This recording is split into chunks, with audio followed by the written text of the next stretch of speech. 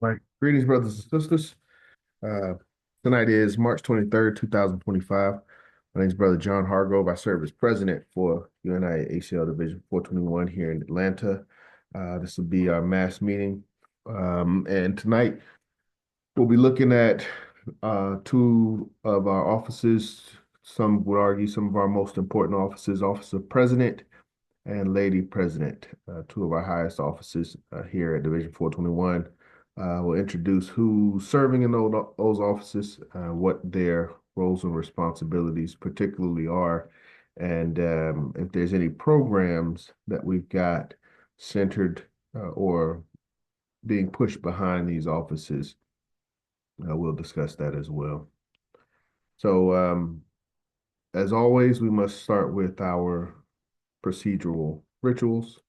And first and foremost, as always, our pledge to our red, black, and green flag. So if you would, please come off mute, put your black fist in the air.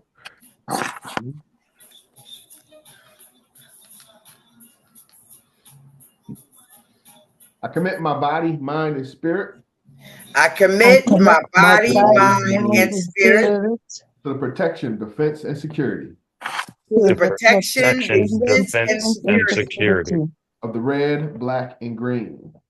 of the red, black, and green. green. I dedicate my life to the redemption of Mother Africa I dedicate my My life life to to the the redemption of Mother Africa Africa. and the liberation of her scattered black children. and the liberation of her scattered black children. I accept for myself and my descendants I accept for myself and my descendants teachings of universal African nationalism. the teaching Teachings of universal African African nationalism.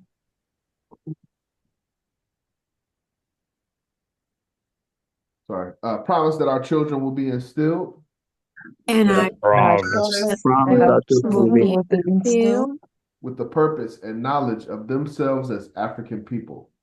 with the purpose and knowledge of themselves as African people. In order that the cause of our struggle In order that the cause of our struggle neither falter nor fail will neither neither falter nor fail fail until all Black people are free and united until until all Black people are free and united. through one God, through one One God, God, one aim, one aim, one destiny. and one destiny. Race first, be seated. Please mute your lines.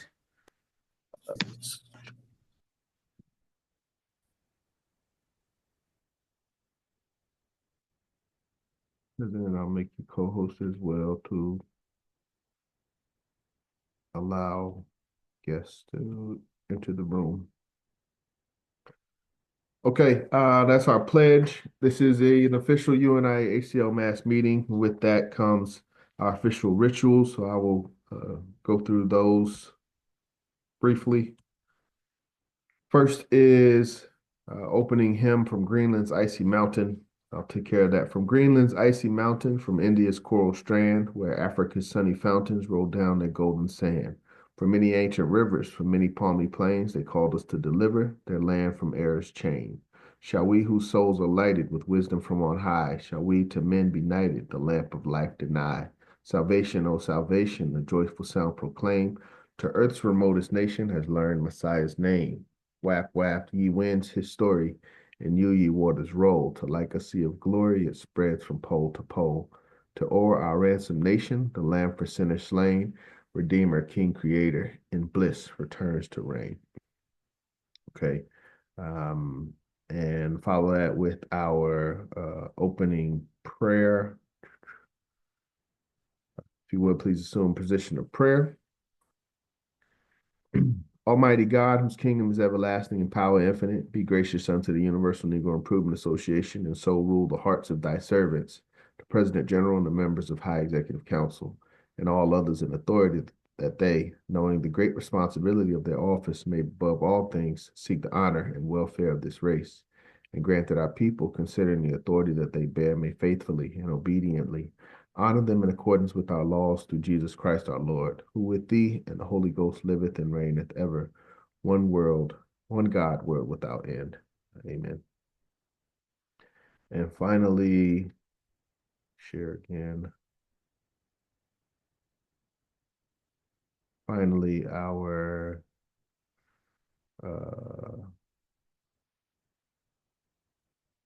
final opening hymn is Shine On Eternal Light. And we're working on the more lyrical version of these songs, and we'll be able to hopefully bring those to the body in the near future. But the hymns are to be sung, not necessarily just to be read. Shine on eternal light to greet our souls this day, dispel the gloominess of night and drive our doubts away. Our longing eye prepare when war and strife shall cease, to view the morn soon to appear, the new era of peace. Thy glorious church, O God, no kingdom can remove, made without hands, the blessed abode, the harbinger of love. Of all the fruits that flow from thy great throne above, we ask thee on our hearts, bestow the gift of perfect love. My soul the light receives, and dares the truth to prove, not in blind ignorance believes, but knows that God is love. Come, love, and give new birth to man's destructive mind, spread where confusion reigns on earth, goodwill to all mankind. Shine on, eternal light, thy penetrating ray shall turn the hour of darkest night into eternal day. And that takes care of our opening rituals. Now we'll have a roll call, brief ground rules, preamble, minutes from our previous meeting, and then we'll get into the topic for tonight. If there's any questions related to that, and then follow that with member share and upcoming events and programs. So roll call. Officers first. Turn email temp. Don't do that. So roll call. Officers first. Have myself. President John is here. Lady President, Sister Diane is present. First Lady Vice President, Sister Cecily is here. First Vice President, Brother Omasius is here. Second Vice President, Brother Malik is absent. He's tied up. He sent a notice. Second Lady Vice President, Sister Dr. Kuda is here. Third Male Vice President, Brother Eric. I thought he was here. He's not here. And our third Lady Vice President in training, Sister Desiree. Sister Desiree, I thought I heard your voice. Okay, she should be joining soon. I'm here. I'm using my comedic name today. I'm giving my comedic name energy. I got you. Aquet Kaba S. Onk. My apologies, Sister Aquet. Our treasurer, Ross Marvin, is late. We need to hear from him. Attorney Emotep, Legal Defense Committee Coordinator is present. Agriculture Coordinator, Brother Cornelius, is absent. Brother James, Promotions Coordinator, is absent. And I think that's pretty much everybody. Brother Art here. Our recording secretary, yes, he is. Brother Art is here. Yeah, I'm here. So that takes care of our officers. Outside of our officers, we have Dr. Shams. We have Brother Israel. We have Sister Mother Ma'at. We have Chaplain Mitchell, Brother Wayne. I believe that. And iPad, whose iPad? Is that Sister Aziza or is that someone else? iPad. That's Sister Aziza. Okay. Greetings, Sister Aziza. Thank you. So that makes, it says 15, but I think one of them is duplicate. Makes 14 on the call for tonight. Okay. We'll proceed. That is a roll call. Ground rules. Please keep your comments limited to 3 minutes when when we're doing responses and member share. Sisters, please do not give out your personal information. Please give out a business line or email as preferred. Take notes as the topic is being discussed or as members are sharing so that you have your notes when it is your time to share. And don't use the N word or profane words. We do record these meetings for future educational content, educational purposes, and that includes some of our youth. So we want to provide the best presentation that we can of a gathering, organizational gathering of brothers and sisters, what it looks like when we come together and we work to resolve our own problems. So let's be respectful and enjoy ourselves. So that is our ground rules. I'll go through the preamble, and then once we get to the preamble, Brother Art, if you have some notes from the March 9th, that would be helpful. So preamble, this describes, for those that are new to the UNIA and for those that are veteran to the UNIA, we should commit this to memory. The preamble of the Constitution of the UNIA-ACL states, the Universal Negro Improvement Association and African Communities League is a social, friendly, humanitarian, charitable, educational, institutional, constructive, and expansive society, and is founded by persons desiring to the utmost to work for the general uplift of the Negro peoples of the world. And the members pledge themselves to do all in their power to conserve the rights of their noble race and to respect the rights of all mankind, believing always in the brotherhood of man and the fatherhood of God.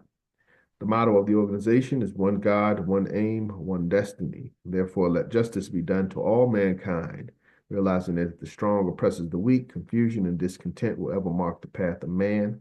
But with love, faith, and charity towards all, the reign of peace and plenty will be heralded into the world, and the generations of men shall be called blessed. And so it takes care of our preamble. And Brother Art, I will hand the floor to you for our March 9th meeting minute. Okay, race first, family. Race first. We open with the pledge on the 9th.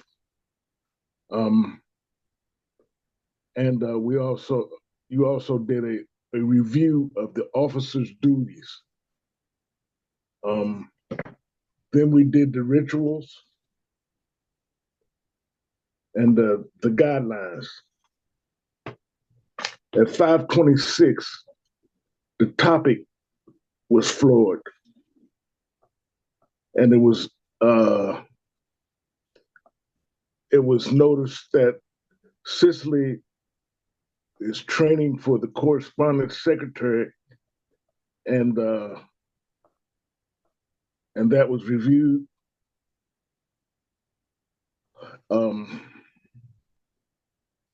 And all offices can help with any office that they want to help in. Okay, then at 5:42, we reviewed the financial secretary's responsibilities. And President John and First Vice President Obasius explained how the finance secretary office and business office correlate with each other.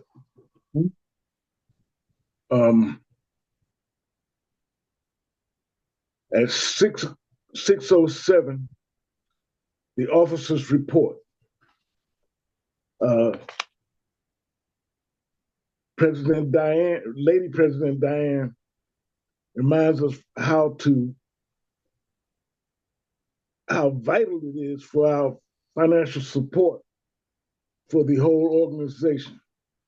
And she stressed that all members give support. First Lady President Cicely talked about upcoming events and asked for ideas. 6:28, Second Vice President Malik stresses that everybody needs to pay their dues. Eric spoke of some ideas he had of 421 volunteering to pick up trash around certain areas.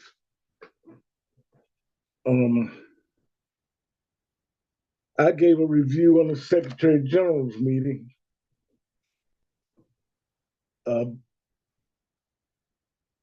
Council General Imhotep spoke of grocery store murders and the lynchings that happened in Memphis, Tennessee. At 6:42, Treasurer Ross Marvin gives big ups to Omasius and Eric under John's leadership to attend the HEC and more Constitution amendments discussed during the meeting. And it's also an amendment on who can vote at the HEC, and a reminder that we need to put in an amendment for that. 650, member share. Sister Desiree gave a Frederick Douglass quote. Sister Ifanini didn't have anything to share. Sister Ma'at, is that how she says her name, Ma'at? Yes, Queen Mother Ma'at. Okay, she didn't have anything to share. Sister Bertha Rose didn't have anything to share.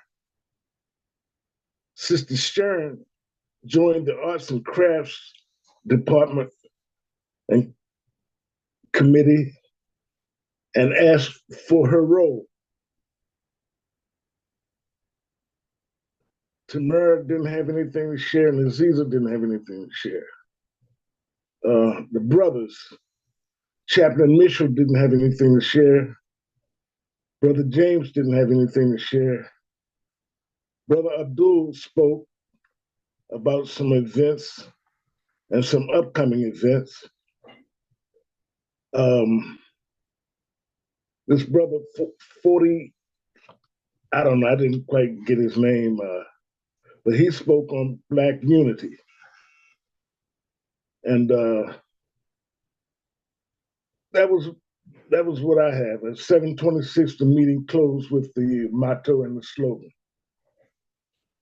Race first, family. Race first. Thank you, Brother Art. Excellent notes and yeah, excellent note taking. Any questions from anyone? Particularly officers on what we discussed last meeting. Excellent report, Brother Art. What's that, Brother Macy's? Excellent report, Brother Art. Yes. Okay. If there's not any questions, if there's no objection from the officers, move that we accept the Yes, notes. that was awesome, Brother Art. Awesome. Second. Yes. So we'll if there's no objection, we'll accept those notes as read as our official record. And Brother Art, please, when you can, email that to us. Okay. With that, now we will get into our topic for tonight. And I need to get to our bylaws. Let me open up our bylaws.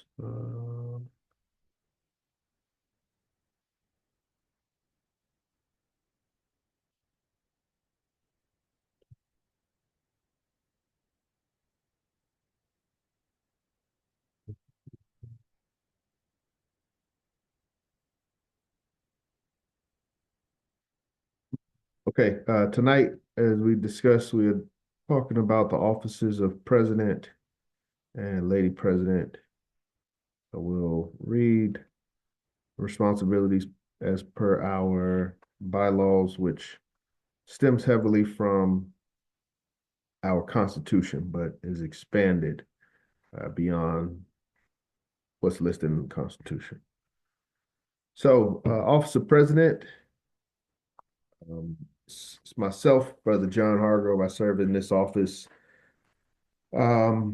Constitution states that the president is, and it says that, so the working head of the division, responsible to the President General and our High Executive Council. So President would be the primary representative of the division that connects them to the parent body and the high executive council.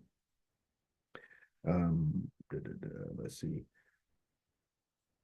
So responsibility A, I'll just read through them. President Division 421 shall be responsible to the convention and the President General for the constitutional working of the division. So as I said, making sure we are working constitutionally as a division. That's the responsibility of the president at the end of the day. B, the president of Division 421 shall be responsible to the parent body of the Universal Negro Improvement Association, African Communities League, for the successful working of the division, branches, society, and orders under his jurisdiction.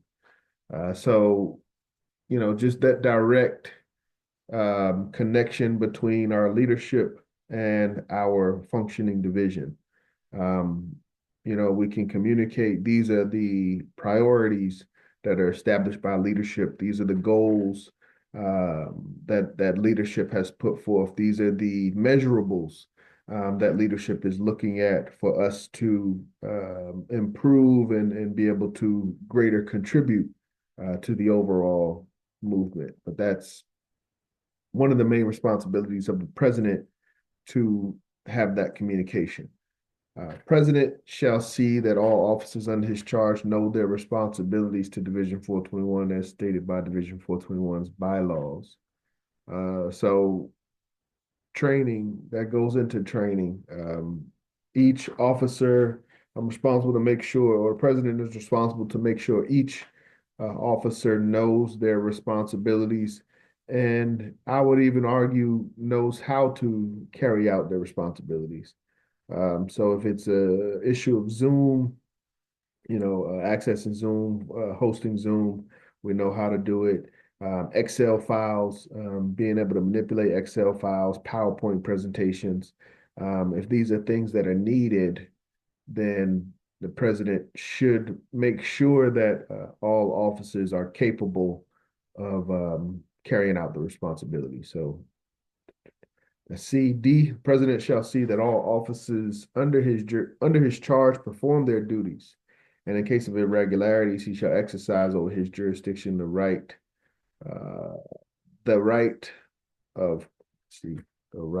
that the President General exercises over the body of the UNIA-ACL. And that is a constitutional statement.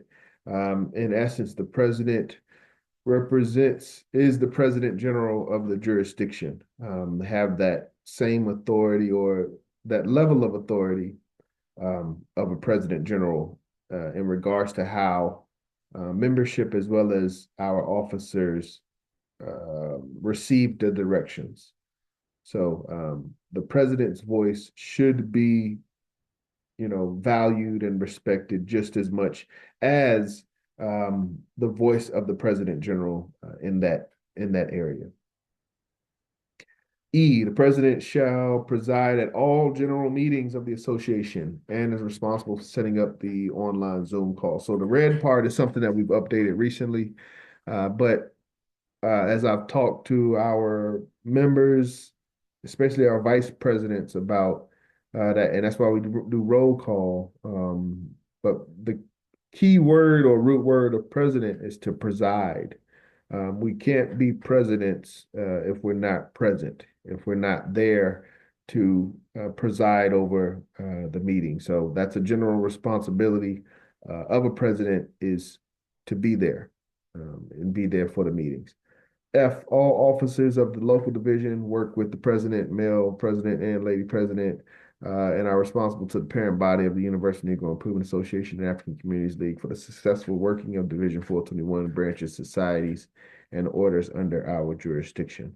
So making that connection between the president and officers of the division and making sure that officers are aware that we should be working together with our president and lady president. G, it shall be the prerogative of the president only to declare an office vacant on the breach of Constitution by an officer or discharge a committee or its chairman.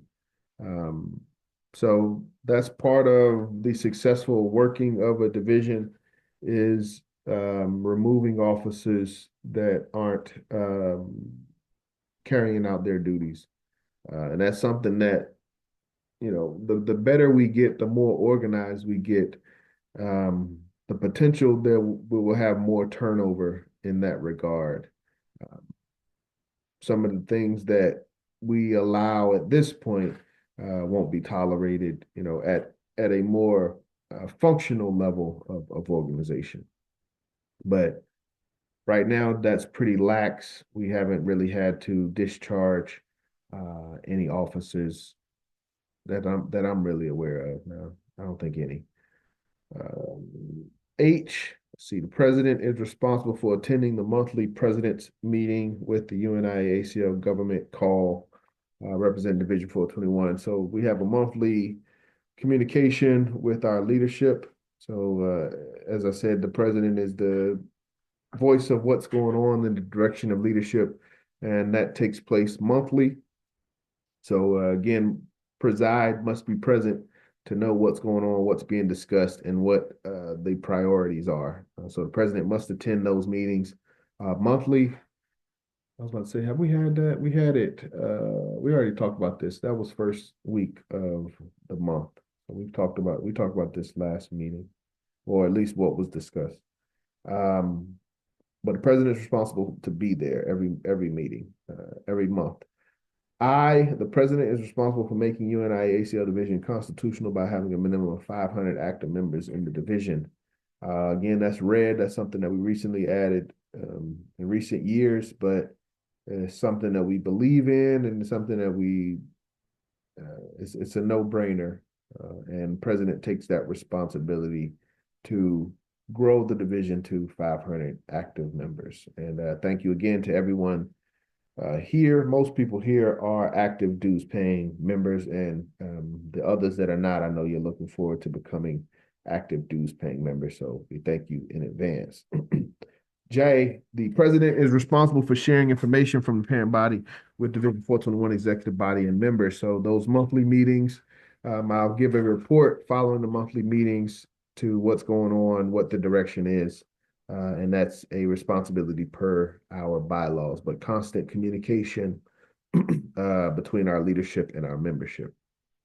K, president must approve all communications coming from each office of Division 421 to members or the public before it's sent. So we have correspondence, promotions, business, anything that we plan to send out to our body per our bylaws must be approved by the president. But I just make sure we have a consistent process of communication, of how we want to communicate, what we want to communicate. Let's see. That's L. The president of Division 421 is responsible for maintaining Division 421's Cashapp tag. So that was, again, that's something recent. We didn't have Cashapp when the division started, but we do now. And the president is the primary for managing that currently. That's how we got it set up. JJKLM, the president must approve all works being done in each office of Division 421 after office submits a written proposal on a specific project that the office wants to implement. After the president of Division 421 approves the proposal, the executive body shall vote on the proposal's implementation. So just outlining the process for proposals and programs. I really kind of just I just look at it to kind of make sure it's ready for executive body. I don't know if there's anything that I've prevented from coming to the executive body, but sometimes things may be premature to bring to the executive body. But per our bylaws, before it comes to the executive body, it should come to the president, just to make sure it's ready for the executive body. But it shouldn't be an issue to where the president is preventing your proposals. So it shouldn't be like that, but there's a process. HIJKLMN, the president must assist officers of Division 421 where possible and where needed in accomplishing responsibilities of their office. That goes into the original comment about the president is responsible for the successful working of the division and all offices. So in addition to that communication, there's assistance that's needed. That's the responsibility of the president to know where that deficiency is and communicate with the responsible officer to have that resolved. So, the president of Division 421 is responsible to work with all presidents in training by connecting them to the responsibilities of the executive body and giving them specific responsibilities to do selected works in an office of Division 421. So that's a big responsibility locally, but just making sure that we are trained, we are prepared, we are knowledgeable to carry out our responsibilities. And a big part of that training right now is completing with the course of African philosophy, where we just read lesson 21. We'll read lesson 22, which is the final lesson of the book this week. And then we'll start preparing for examinations. But that's a big part of officers training, in addition to specific officers training for each of the offices. P, last one, the president of Division 421 is required to meet with all vice presidents a minimum of once a month to see how he can help Division 421 vice presidents in accomplishing the works of their office and goals of the division. This is something I have to be better about, but also officers, we have to be better about. I would prefer for this to be done in some form of a weekly meeting. First Vice President does a great job with our business meeting to where we can have a monthly correspondence. Lady President, I'm preparing to open Tuesday back up for more broader educational endeavors, but that will be another opportunity for us to meet and have discussions weekly. We talked about a Black Cross nurse regularity, whether it's monthly or bi-weekly. That would be another opportunity for us to gather. I need to get with First Lady Vice President and Corresponding Secretary Sister Cecily on a regular basis, not only for corresponding, but also for programs in regards to arts and culture. But if we can have a day or, bi-weekly regularity, that would kind of address some of these communication lapses that we may have. Right now, we have an approach of we kind of have a lot of group meetings, which is fine, but it can be a waste of time for some, and everybody's not necessary. So we can have focused meetings going forward. I think that will be helpful. So any questions or comments from anyone on the roles and responsibilities of a president, particularly President Division 421 Atlanta?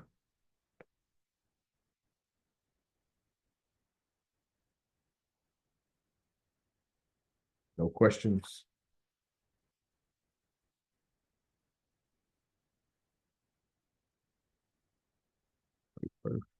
Black Cross nurses. Music could be under arts and culture. Sister Cecily is helping with that, and we are in discussions about, I think we just had a talk about, she mentioned to me the choir, trying to get our choir up and running. So we're having some discussions about arts and culture, not only choir, flag production, sewing in general, but that'll be arts and culture. But no questions for Office of President before we go to Lady President. Okay, and this is still got.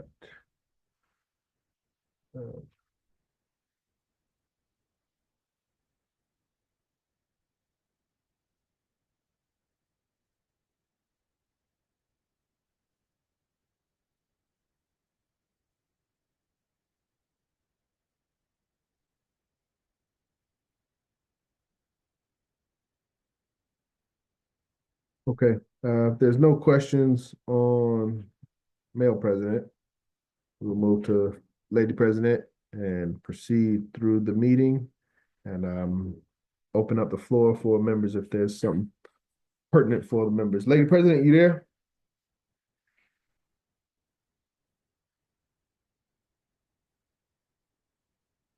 No, I saw you earlier. Lady president, you there?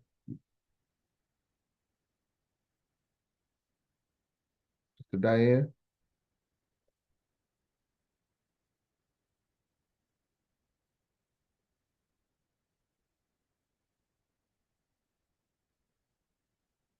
Put my microphone in, by the way. Maybe that'll sound a little bit better for y'all.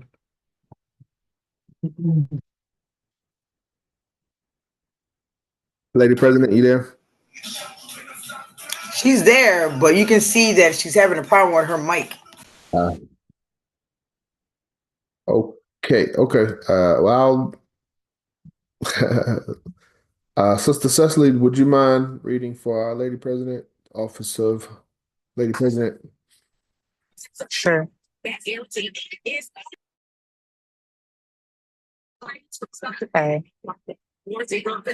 Okay. Office of the Lady President. Lady President Diane Marshall, Atlanta, Georgia. UNI-ACL Division 421. Also CBPM member number 2896.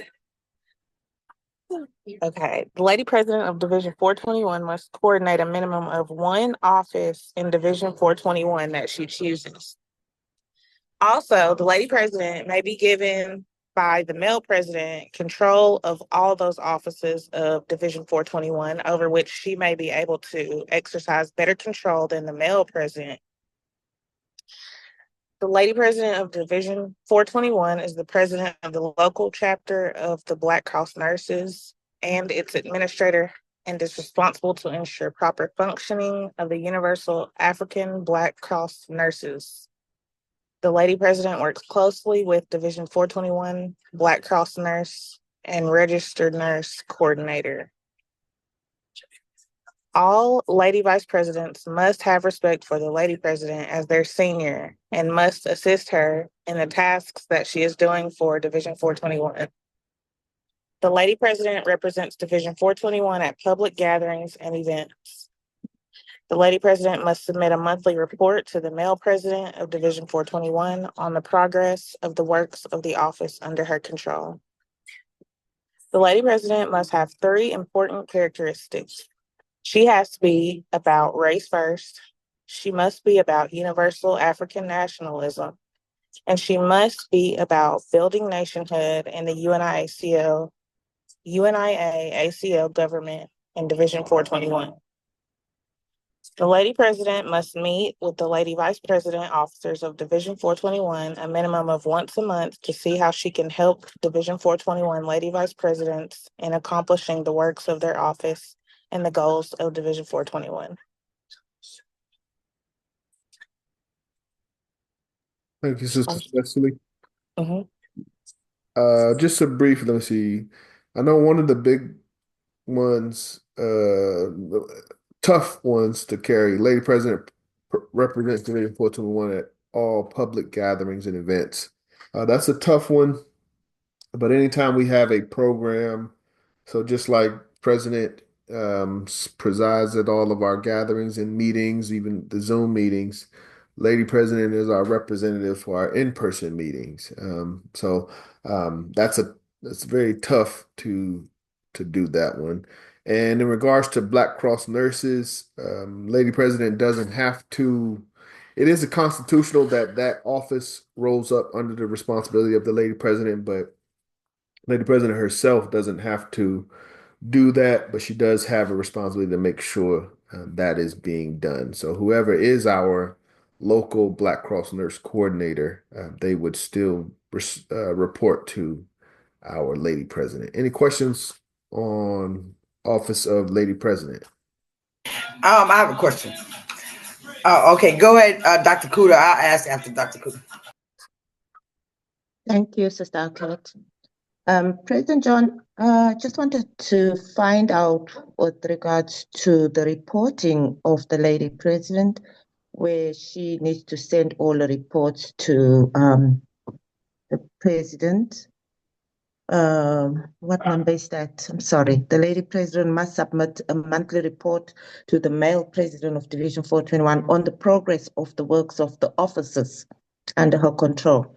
So I was just wondering on this particular one, if there was any way that us working under the Lady President as her Vice Lady Presidents, that we could be copied in on these monthly reports so we can also see what has been done and where we can also fit in, where we can help, where the Lady President is lacking, or if whatever I would have done that I've shared with the Lady President, whether she has reported on it in her report or not, where we can just some form of transparency as at that level as Lady President with her Vice Lady Presidents, that we are all on one page.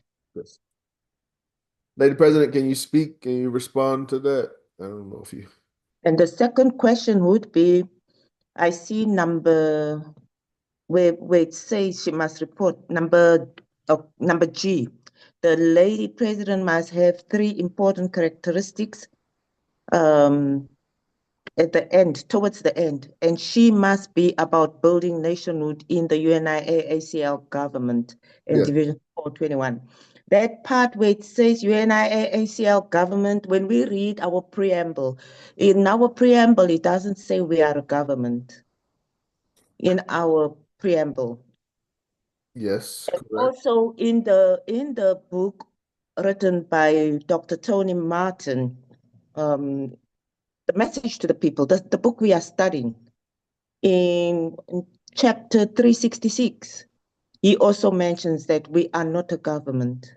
So I get very confused when I see UNIA-ACL government. It was at that time when the Honorable Garvey saw us as a transition government for Africa.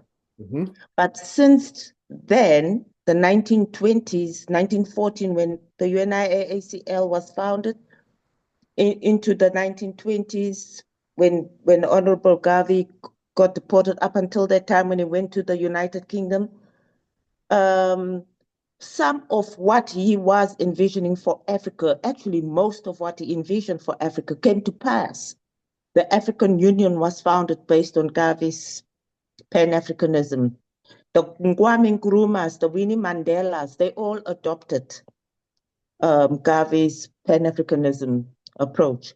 So we can rightfully say that the vision he had of the UNIA-ACL being a transition government for Africa actually has come to pass. It's just that Africa is not yet united to be one African state. But most African countries are today independent. There is no African country ruled by a non-African person. All of them are now, I think South Africa, my country, was the last one to get its independence. So Garvey's vision has come to pass. He did achieve what he had set to do. The only thing left now is the video you sent us about Mama Arikana talking about unity. That's the only thing left for us as African countries, the 55 African states, to unite under one umbrella, like how the United States is united. Thank you. Thank you, Dr. Kuda. That was a lot. I don't know if Lady President, anything that you could say to the report portion?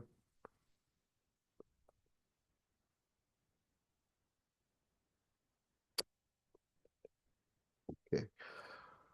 So, okay, a couple things. In regards to reports, the approach that we have had, until we get to the point where we are providing consistent written reports, we utilize our mass meeting to provide oral reports.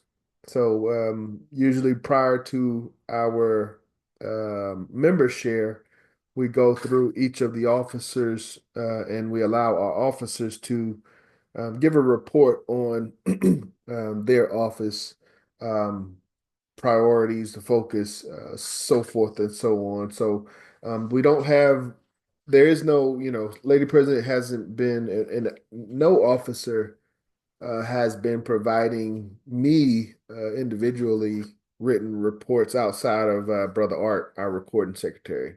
And everything that, usually everything that I receive, there may be one or two that I haven't sent out. Everything that I receive from Brother Art goes out to our executive body shortly thereafter. So there's nothing, our mass meeting serves as our oral reports. And the second half of it, the preamble does not, you're correct, the preamble doesn't state the government, but when you look on I've looked at it several different ways, but when you look at the cover of the Constitution, it says on the cover that the Constitution was created for the government of the UNIA. And I'll show everyone that briefly.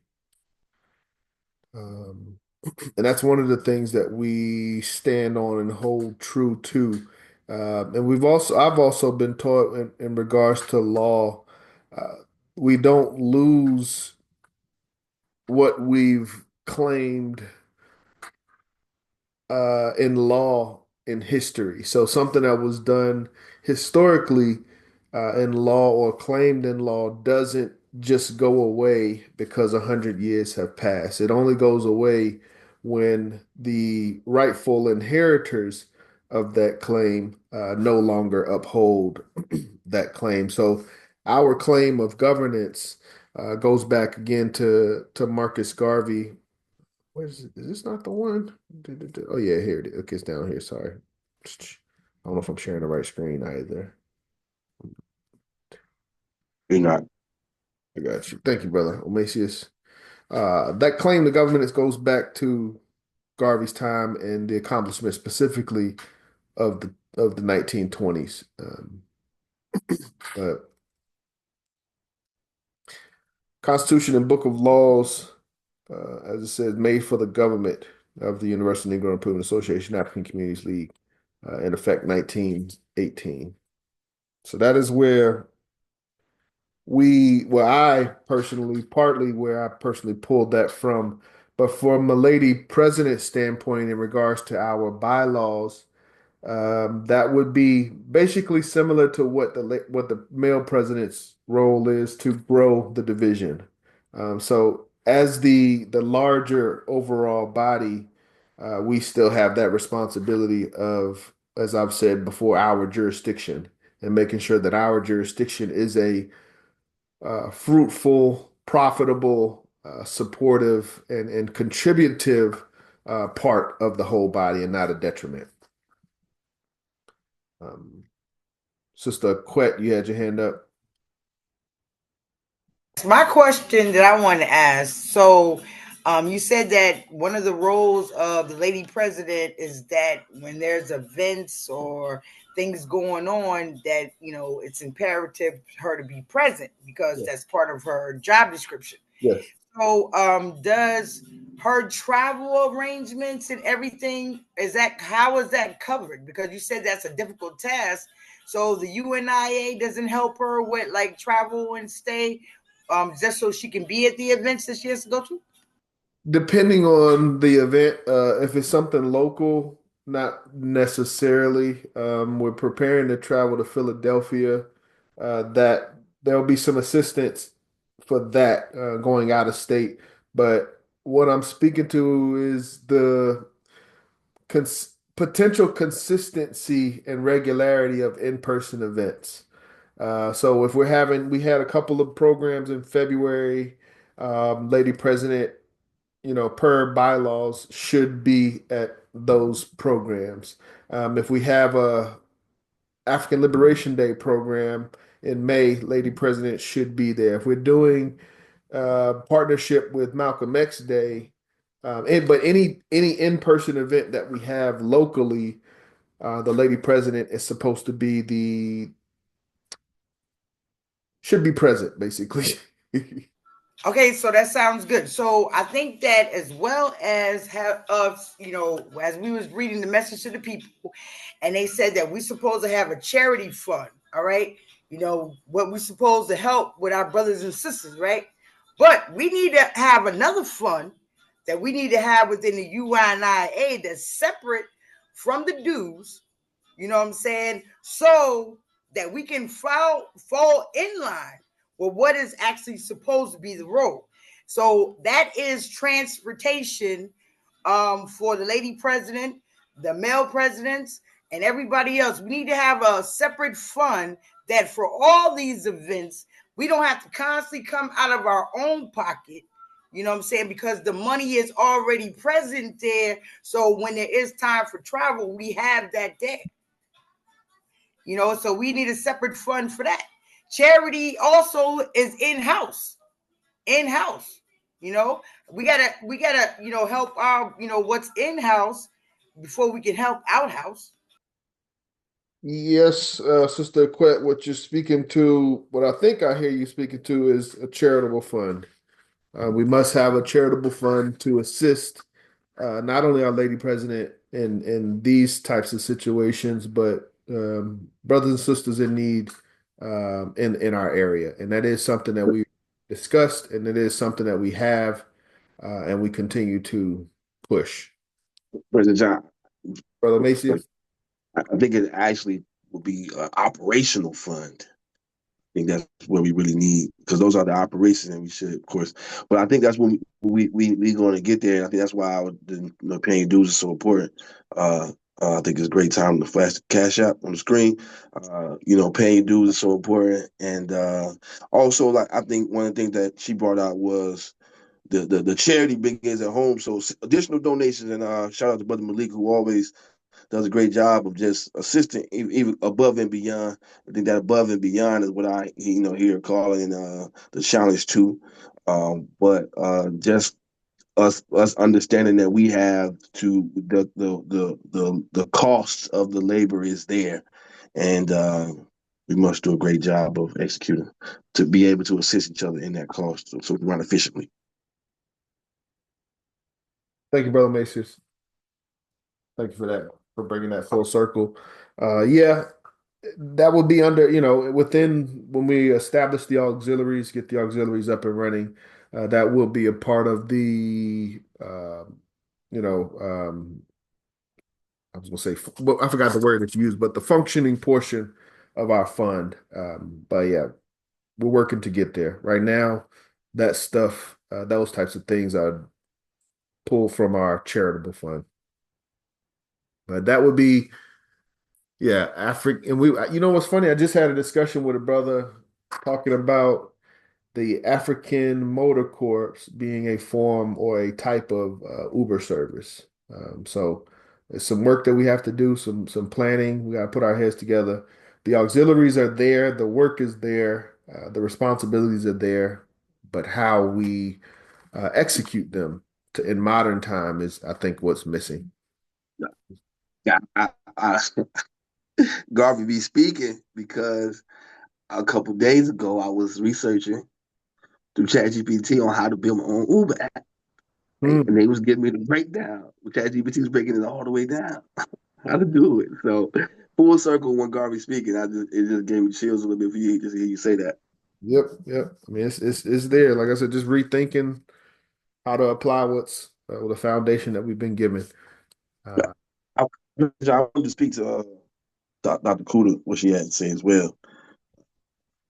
Also, it's real. Go ahead, brother Mason. Briefly, because I know you posted also in the chat philosophy's opinion as well when Garvey did speak to say that. Very, very good too. And I believe that Garvey really implemented diplomacy in all that he do, and the ability to, and he talks about saying one thing and being able to back out. I think the preamble was meant to be a tool for the public that we can use when telling the public about who we are. And I believe that he wanted us to understand internally what our purpose is, and that was to be a government for the people. And for me, the word government breaks down to governing the mental or mentality that affects the way of life for our people. And governments do that by controlling the resources that affect your psychology and how you perform every day. So our job, whether we call the government or not, we have to be able to assist in the lifestyle of our people so that we can enhance the quality of life. Because we have to remember, Garvey started this whole thing when he went around and saw the conditions of our people. So our focus must be on raising the conditions of our people, and I believe first that starts at the mentality of our people. And the word jurisdiction means the law that I say governs me. Are we creating a law, a lifestyle that our people can live by, uh, that will help enhance their lives? And regardless of what the public calls us, or we even call ourselves, the effect of what we do every day will help us be a government when we do claim to be, because we understand what the role of government is, and we're committed to executing that role to be able to enhance the lives of our people, regardless of what the outside people call us. He definitely did execute 5 things that are uh, what the metrics of what can be recognized as a government in that time as well. So, and also last thing I wanted to say was we watched a video a couple of weeks ago because we mentioned Tony Martin, or I think what Tony Martin was talking about why we are government in a speech. I can't remember exactly what it was, but speak to that. Maybe those 5 pillars for John. Back, race first. Yeah, Brother Tony Martin he used the word provisional government. And Dr. Kuda, you have good points in regards to the African Union and the accomplishments that have been made since Garvey's transition. But we all can agree that the vision hasn't been realized. Mr. Garvey was elected the first provisional president of the basically the concept of a united Africa, but not just of one region or country, but of all regions and countries uh, under the representation of a single leadership.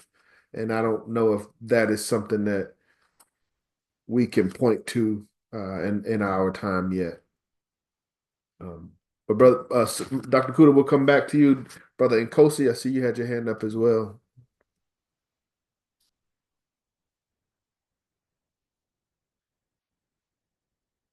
Brother Nkosi. Hey, race first, race first. I think I know you had asked most of it, and I was gonna wait.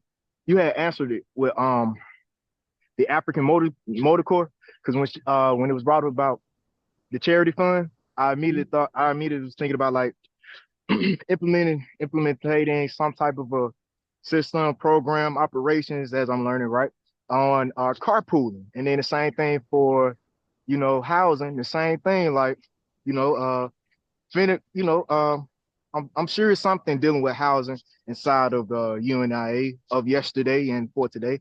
And those were the 2 things that I wanted to speak about. I wanted to bring it up because that was the first things that popped in my head when we're speaking about charity. Because anytime I hear something about funds, I'm trying to think about a way to be ingenuous. Well, not ingenuous, sorry.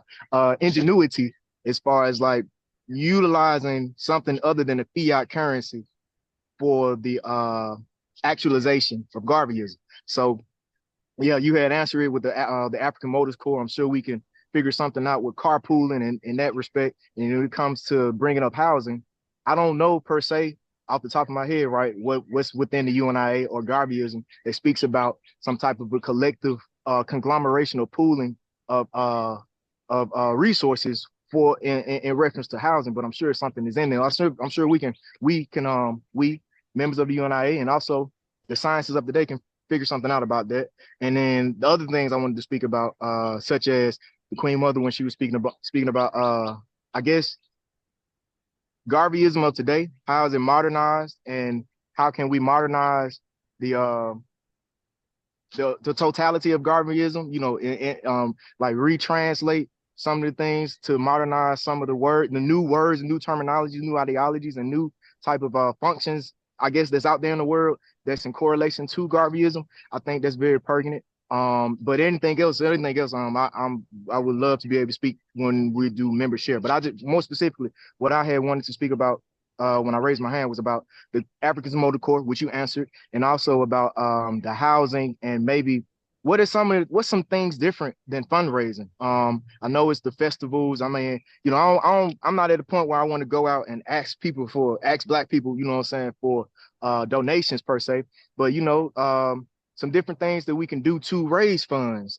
for the purse of the UNIA. So that was about it. I'm thankful to be here. I'm grateful. Race first race. Thank you, brother. Grateful to have you. I agree with what he's saying about fundraising, and I think that will also help President John if we could do more fundraising. That's why I was also asking about the Black music event, because that can generate funds too. Everybody likes to come out, listen to some music, especially outside, you know what I'm saying? And, pull back their hair or whatever. Yeah, but I know that it's tight, for brothers and sisters, can to do what they can, but we got to also implement other things that can be done, with the 421, so we can take that money and put it in the operable, what is it called? We said fund, operable fund. Yes, operational fund. Yeah. Great points. Great points. I don't have any. Brother Macias, is there anything that you wish to say? I mean, for me, when it comes to bringing in, I'm a simple person. When it comes to income, or let me look at it the other way. When it comes to me giving money out, and that's what I would be looking for brothers and sisters to do for us to bring in funds. It's only I'm limited to three types of expenses. One is a product. I'm trying to buy something. Two is a service. There's a service that I need. It may not be a product. Or three is a donation and or contribution. And that is what I would expect to provide in order to receive some funds. But that's the simplistic way that I look at fundraising and raising funds. God. Brother Mason. I definitely would agree with those three ways. As a fourth that our community often overlooks, the most money that's given out is just based off of your name. No effort at all, just your name. Most of the time, your name have to show that you used debt before in a positive way and just repay that. But most of the money that we get, we have to understand somebody went to the bank, got that money, and they're paying us to do the job for a portion of the money they went to the bank to go get. Most money is given out from banks directly to a person who had a good name. And then they utilize those monies to create jobs, opportunities for others, and more opportunities for themselves. So I feel like the mindset of our people really got to switch from service-based earnings to just creating based off of our name, our credit, a credit of who we are, credit of the credibility that we have with the Most High, the credit that we have through our skills and creativity that God gives us naturally. But I understand the other ways, and I actually, on a practical level, we talked about a store, online store, and talked about events to execute those ways of products and services, and those are we definitely agree with.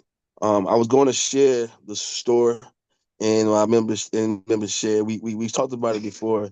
With that way though, we can really get started on creating products by hand for our people, but it would have a little bit of time frame for us to be able to get those products made and out to the street.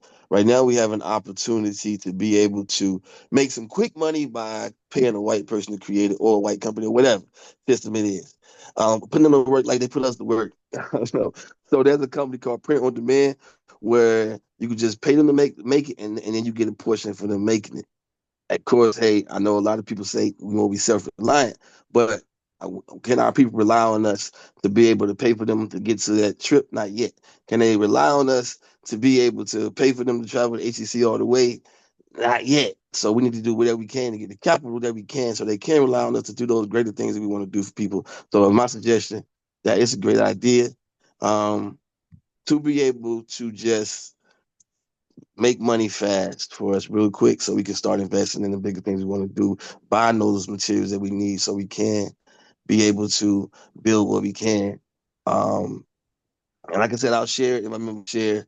Y'all look at it. I'm gonna put it in the chat. Y'all can check it out.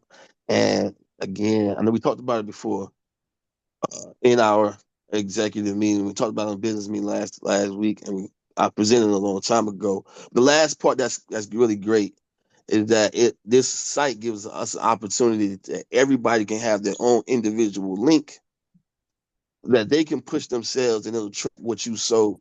So it's an opportunity for us to even create jobs for our members today, where you can sell the products that we create on our site, so that you can just get some money in your pocket as well, through the affiliate links that we provide for you.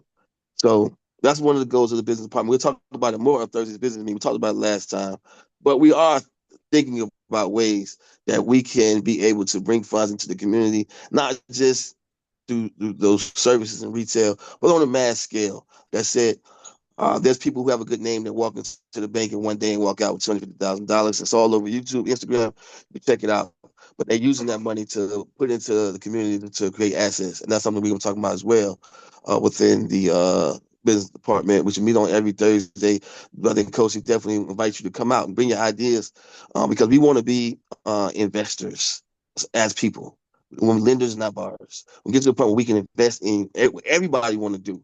That's what we should be as a government. And we're looking to enhance the lives of our people. We should be looking at how do we build an ecosystem where everybody has an opportunity to bring their business and register their business and create their business. That's the level we got to be on as a government, in my mind. And doing all I can to be able to build the foundation first that we can build on. Race first. Great. And great job, by the way, First Vice President. Sister Quet, I see you got your hand up. Oh, yeah. So one of the things that, I was listening to what he was saying, but also like this too.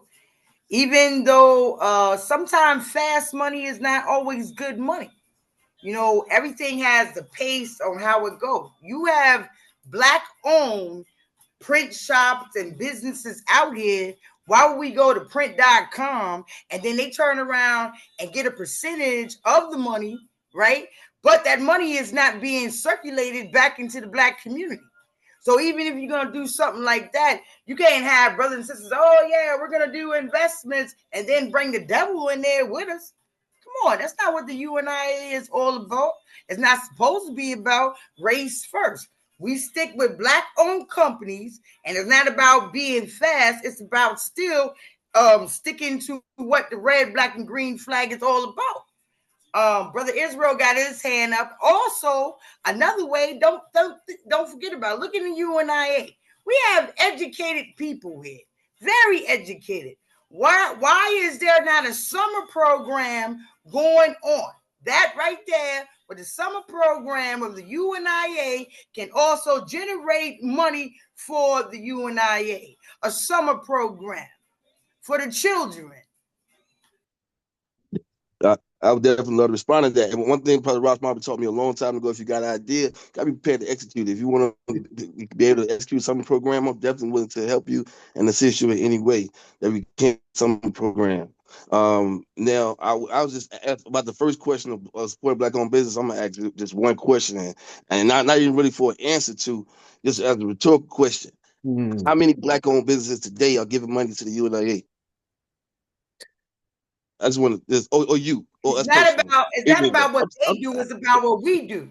See, as long as we are following what we are supposed to do, then that brings grace to us. It's not about what they do, it's about what we do. But once they work with us, right, maybe they will contribute to the UNIA.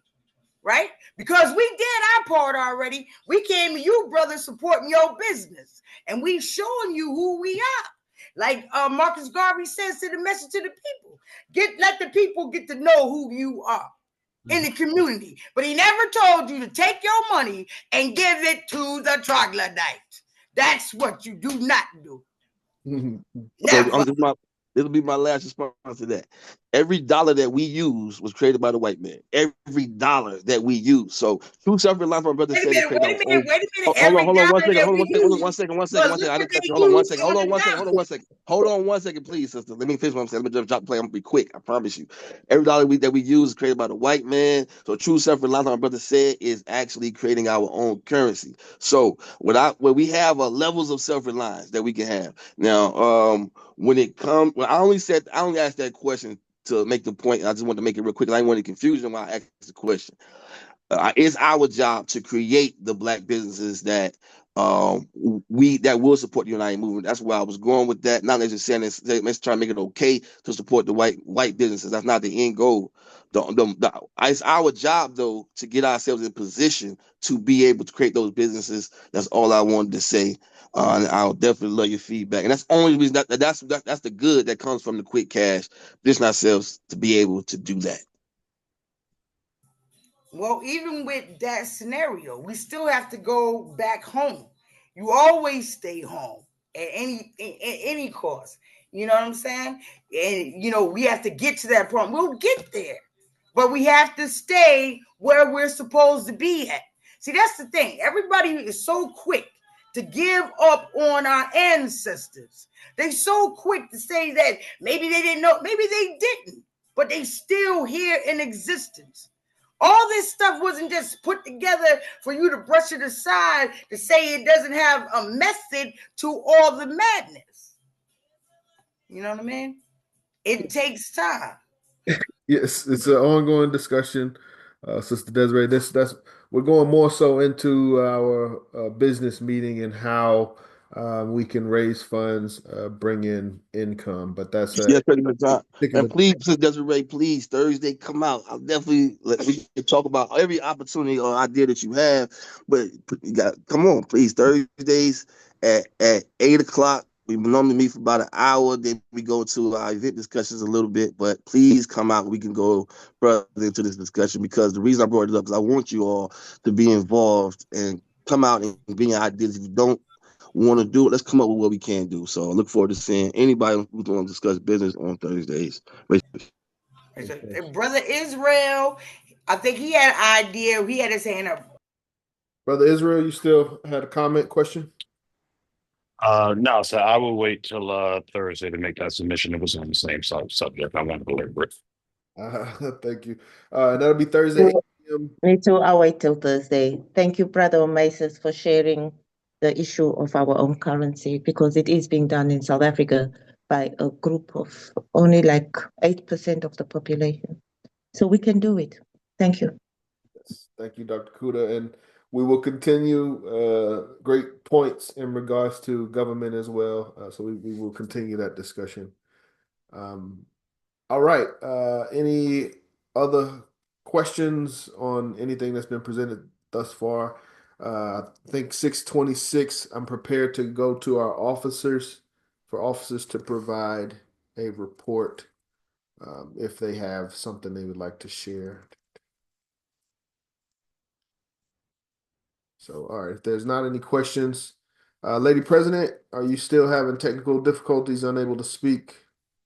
She was asking in the text messages area if you could unmute her on your side because she's been trying to speak. She is unmuted on my side.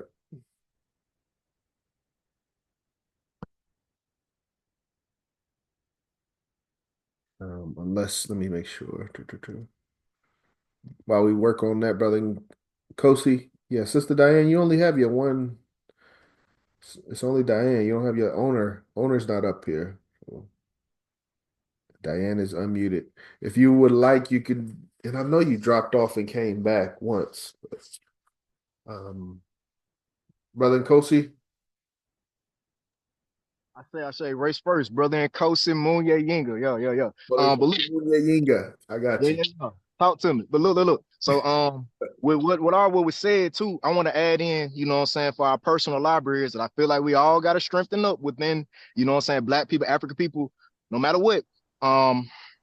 Conflict, we need to look up, you know what I'm saying, some conflict resolution skill books, conflict resolution management, conflict resolution communication, because that's going to allow us some more fluidity. You know what I'm saying? That's a economic term, and more fluidity with our transactional, you know what I'm saying, interrelationships. But this book right here, which I put in the group the chat. This is Money's Complete Guide to Personal Finance and Investment Terms. So you know what I'm saying? You know, I'm sure it has fundraising in this dictionary, but it also has something about taxes, real estate, mutual funds, stocks, bonds, and more. Because, you know, we can actually purchase city bonds. You know what I'm saying? I don't know the science of it as of yet, but these are, you know, it's books about investments. It's books about investment clubs. You know, we have the blueprint for Black Power, where it speaks about the Susu economics. You have patois, not patois. That's a heavenly language. Patois is a heavenly language. But I'm talking about partner. That's the West Caribbean, you know what I'm saying, brotherhood, like the Asians, the yellow people, they had something called but basically it's a cooperative, Kuji Chakalia, Kwanzaa, cooperative economics. You know what I'm saying? So that was that. And then I didn't put this one in there, but I'll put it in after this. This was reframing organizations. So I feel like it's a subject matter called corporate culture, just like you have corporate finance, corporate what the CFO, the chief financial officer, I try to call all Black males CFO instead of the N word. What he was speaking about earlier was public relations, you know what I'm saying, more or less, image, the image of a corporation or image of a company, the image of a person, the representation of a person. And so that's dealing with public relations and image. And you have corporate social responsibility to the community, if you will. And so this book right here is reframing organizations, because like I do feel like I ain't gonna go into that, but I'm gonna put that in there too. I just wanted to add that in, you know what I'm saying, for the brainstorming that we are doing presently. And like I said, I'm grateful to be here. First race first. You know what I'm saying? Up you might race, we shall, we must accomplish what we will. I say, and Abba be for Hodie. Ashe, Abibi for Hodie. You and the word that the Kwanzaa or the Kwanzaa Ujama is cooperative economics, because you said Kuji Chagalia. I know that one. That one's self-determination. But thank you for those points and those comments, Brother Nkosi Munyayinga. Okay, officers, we will continue. Brother Art, did you have something? Oh no, I don't know if that was Brother Art. Maybe Yeah, I did have something. Yes. I would like to refer Brother Nkosi to read some of Brother Omasius's books. And perhaps both of them can really lift us to a greater financial being. Yes, sir. Yes, sir. Okay.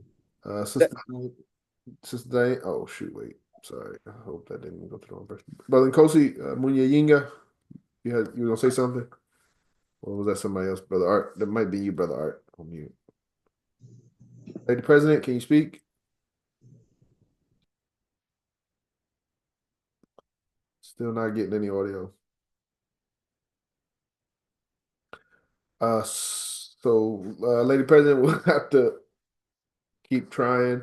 Sister Cecily, you will be next for Lady President's Brother Omasius. I'll come to you since we already kind of had a brief start for your discussion. Anything you want to share for the Office of First Vice President? Yes, greetings, family. Race first.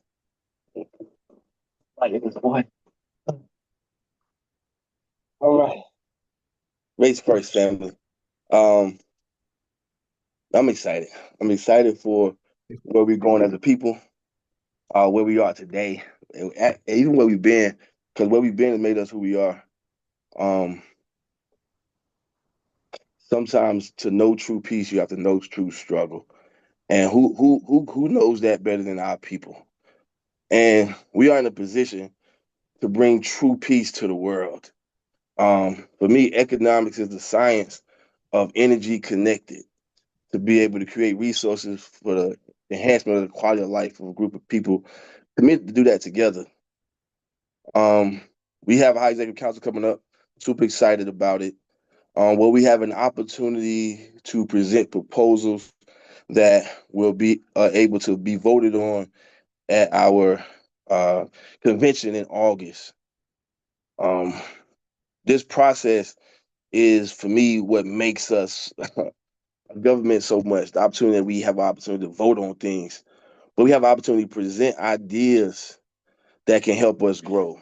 And for me, there's no idea that anybody has thrown out that we cannot do. And it is my thought process that we have to position ourselves to be able to execute every idea that every one of our members have. Um, I appreciate the plug, brother. Or I did have one book called "How to Start Your Family Bank by Building Your Family Trust." For me, it's the idea that every person, every family, should be their own world, their own nation, particularly with a nation working together. And each family should be at a point where they should be able to finance the dreams of their family members. That's the level of self-reliance that we have to get to as a people.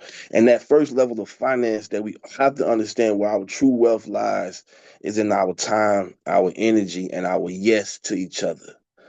With those three things, that is the greatest wealth that we can ever have. Everything that we work for is access to something that somebody created. What we can do together is say yes to creating all the things that we need for our people to have a better quality of life. But we have to get the seeds first.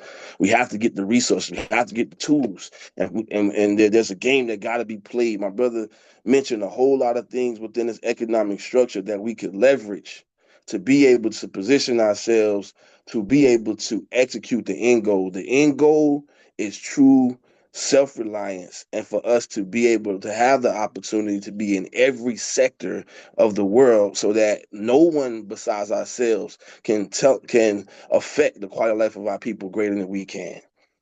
um this I'm happy that we have so much people with so many great ideas. I don't have them all. My main goal of the business department was to study that system inside and out so that we could be able to build our own better and greater for the entire world, so that the race of man could be called blessed through our works. And through the through all of the systems out there, we will have the greatest. And I'm looking forward to seeing everybody on the business meeting Thursday with your ideas. And just like we have an opportunity to submit ideas to the High Executive Council, we at 421, we're open to them all. Need help ironing them out, writing them down. 912-671-4534 is my cell number that I don't give out to anybody. That's my hidden numbers that the team, the executive body don't even have. I'm ready to work. I'm ready to go. And call me if you want to. If you have an idea, text it to me personally. Let's get it done. Race first, family. Uh, about that life. Garvey's here, and the Cubs is running free. So let's go. Hey, hey, brother, Race can you give your phone number out one more time for me, please? 912-671-4534.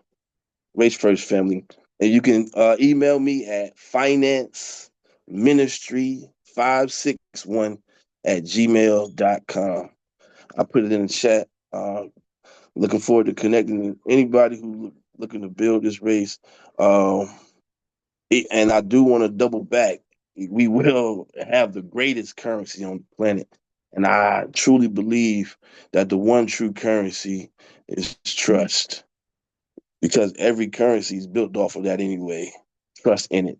So it's our job to create a currency through the trust in one another and the ability to create all that we can together that will enhance our quality of life. Race first, family. Let's work. Race first, race first. Thank you, First Vice President.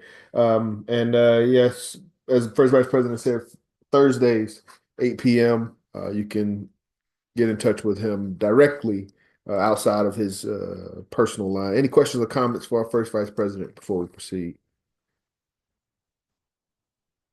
And Brother Nkosi Munya slow down a little bit in the chat, but Brother Mason, you good. Okay, there's no questions for our First Vice President. we will proceed and we will jump over to our first Lady Vice President. Circle back to me. All right.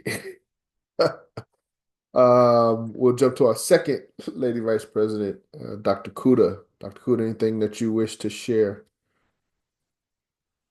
I just would like to share that I did attend the Brooklyn Human Rights Women's Day celebrations, which was hosted by Brother Rodney Dugay's division.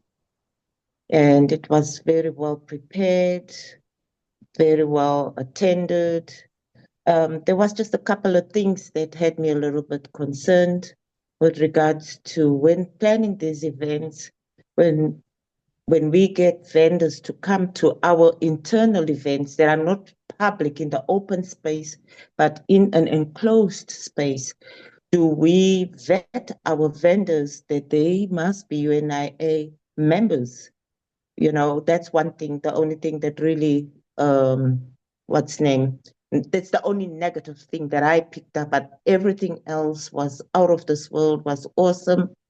Because I ended up buying, thinking I'm supporting UNIA members, only to find the lady who I signed up at the event, who was sitting next to me. I signed her up, she wasn't a member.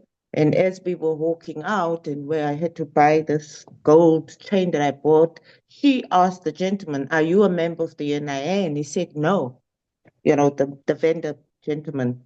So that kind of, it's like just an awareness that as we organize these internal events, like in an enclosed place where we are limited as to the types of vendors we can bring, you know, it's different to when you are out in an open space. I understand you cannot control vendors.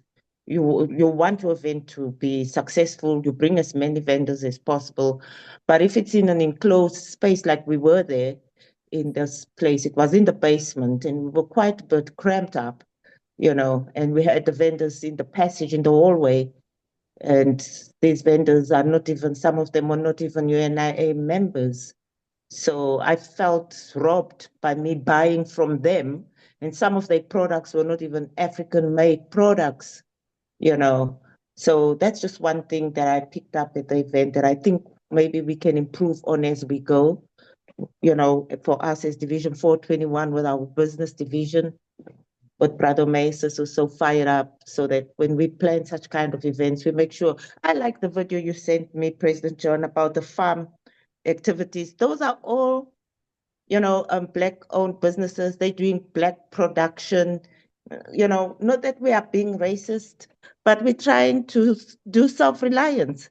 Yes. So it makes sense to me then for me to buy from somebody who's manufacturing and is a Black manufacturer, rather than me buying from a French company's jewelry or something like that, you know?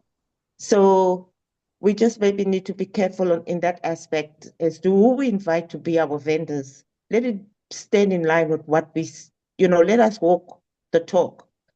You know, if we're preaching self-reliance, let us make sure the vendors we are inviting are the type of vendors that are practicing self-reliance. I really enjoyed watching the farm video. I watched it right to the end. I was just so getting goosebumps all over my body as the lady was speaking about her farm and how her goats started growing from 3 to 7 to more. And, you know, she was explaining, it was just so beautiful. And thank you for your opening at that event. Your speech was awesome. I saw everything. I really appreciated that. So from my side, that's all I can report on. I did have a meeting with the First Assistant President General Raymond Dugay. He cautioned me on some relations. You know, I need to be careful when I'm speaking with certain people. Even those 2 emails that I sent out for the universities that I shared with you, my president, he mentioned that one of them, he knows the lady from CUNY. And that lady, I think they had some issues with the UNIA. So I said to him, she hasn't even responded to my email. So he knows her and they know about the UNIA. I didn't know. So he cautioned me on that. He also cautioned me on the our sister Empress Chi, the one we met in Philadelphia the last time we were at the High Executive Council together. the Million Woman March lady, he cautioned me that I must be careful how I communicate with some of these people are not really, what they seem to be. And also, we also cautioned on how I communicate with people who were expelled from the UNIA, like our former, the RC 2020 people. Mm-hmm. Yeah, he said in a very nice professional way. So I just wanted to share and let you know, my president, that as much as I have been trying to reach out to some of these places, as I'm trying to find my footing in this new position of international organizer, he also even cautioned me on Prime Minister Motley, the Caribbean Prime Minister. He shared with me some issues around there. So yeah, so it's not easy. Some of these things you gotta get guidance and advice, and I'm grateful that he did at least give me some guidance. We had like a 22-minute call, Zoom call, and I was at a meeting with the Secretary General. We also touched on this word government as well, and she said it's something she cannot change. It needs to be addressed at the HEC, not necessarily HEC at the meeting, but not at the convention, but the meetings that they have as our executive council. Okay. So yeah. And what else did I discuss with them? She gave me also the pack, like as I go around trying to establish more divisions and trying to strengthen, existing presidents. I didn't get a chance to ask her to give me, the rest of the president's context, because I did create a group for all division presidents so that there can be some form of synergy, just to share, things. Like I was so glad when people appreciated me sharing, videos from the Brooklyn event. And I saw how some people in the group really appreciated that. So I just feel it will help, for presidents to give each other support, from the international organizers level or perspective, for me sharing information there. But I always will still remember that I am a second assistant president in Division 421 and will always bounce things with you before I just jump into conclusion, as well as bear in mind that I do have also the lady president and first vice lady president ahead of me, who I always copy in all communications that I send in. I make sure that they are kept abreast. I copy them in all emails. Yeah, that's the only, I think, so far. Otherwise, I could carry on and on because there's so much that's going on and there's so much to be done. But I'm so excited for Brother Meses. Like yesterday, President President General Dugay sent me a brochure and I sent it to the president's platform. But in follow-up to that, I sent him something. I'm sorry, I'm going a little bit longer. I was very taken by this Cashapp nonsense, like PayPal of this Elon Musk.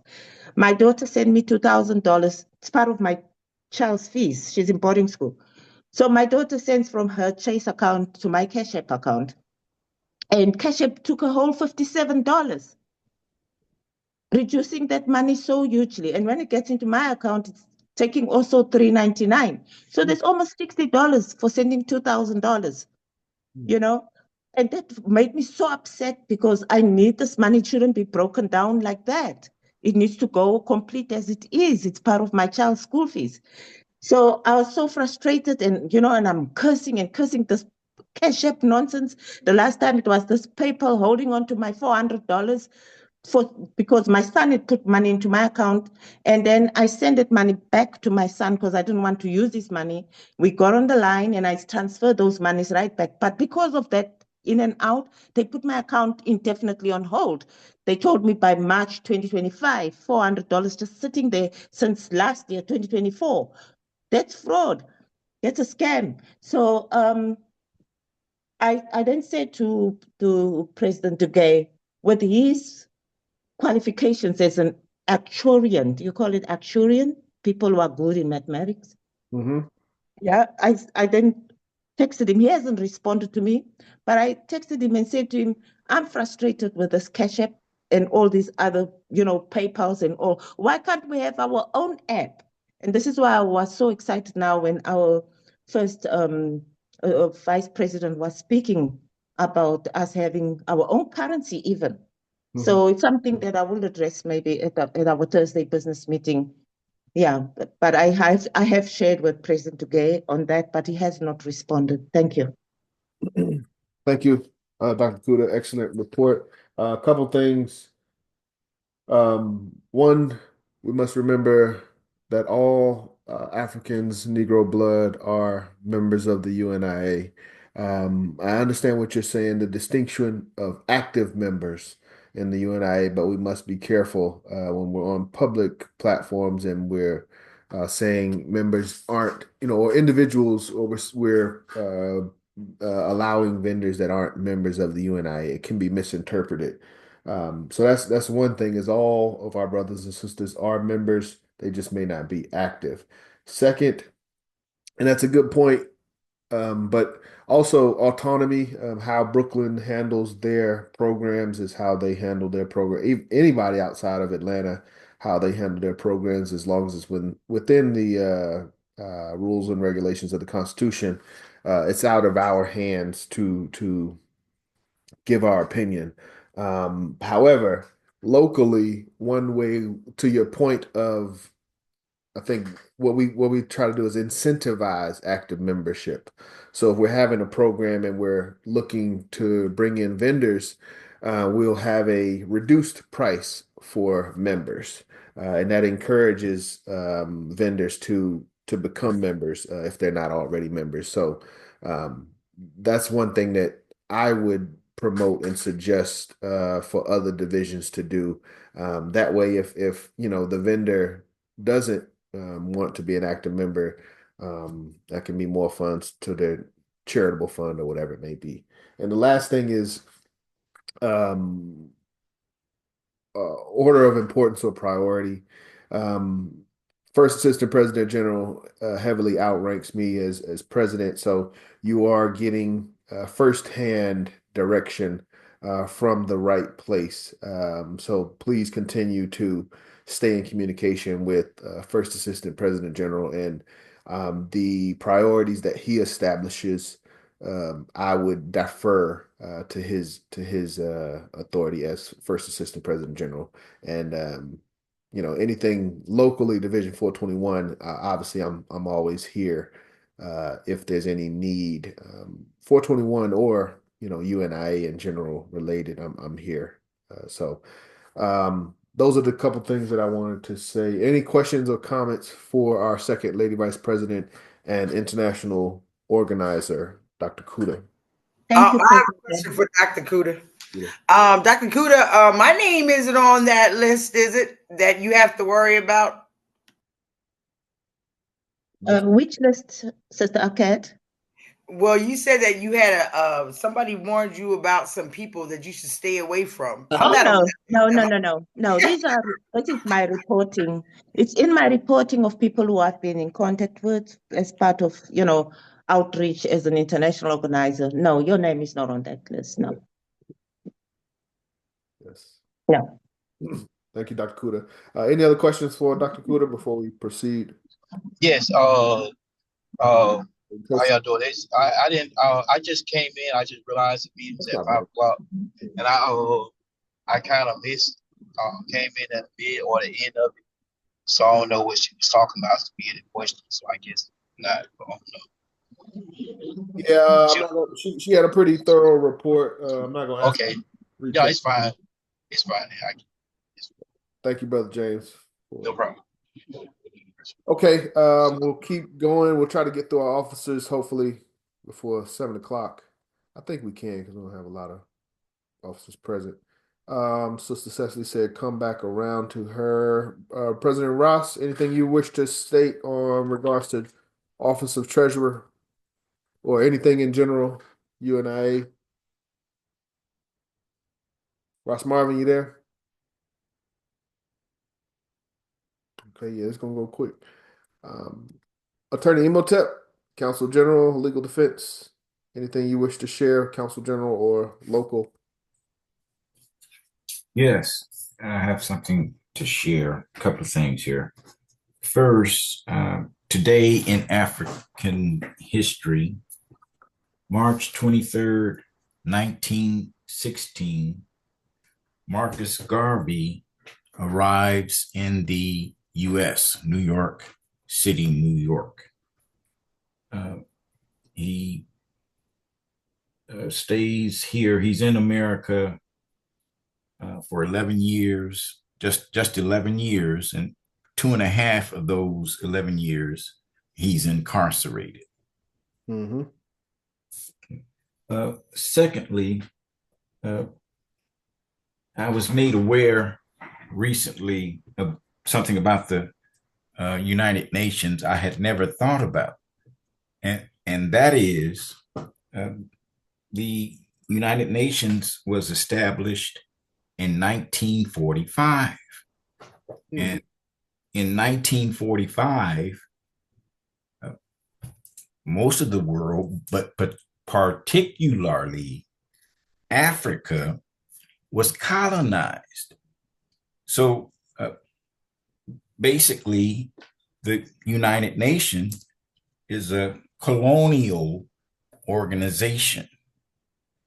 And this is what Dr. Eric Connor was saying about presently those on the Security Council, in most part, are all former colonizers of Africa. And we, the African, doesn't have a veto vote. A veto vote. So the UN is still essentially a colonial organization. Okay. And that's it. Thank you. Race first. Thank you, Counsel General. Any questions for Legal Defense Committee Coordinator, Attorney Imhotep? Wow. I just want to thank you, Brother Imhotep, for bringing that up, and you brought it up so clearly. I couldn't articulate it any better than that. I've been confused I've been researching. The UNIA has been there since 2014. The United Nations only came up the UNIA has been there since 1914. And the United Nations only came up 1945, so many years later. And I have this gut or intuition that they actually stole Marcus Garvey's intellectual property to form how they establish themselves in all African countries as if they are helping, like USAID, who are wolves in sheepskin. So thank you. You explained it so eloquently. You explained it so clearly. I appreciate that, because I couldn't put it across the way you've just put. I didn't see the UN as a colonial tool. Only now that you explained it. But I know USAID, they're very demanding in everything they do.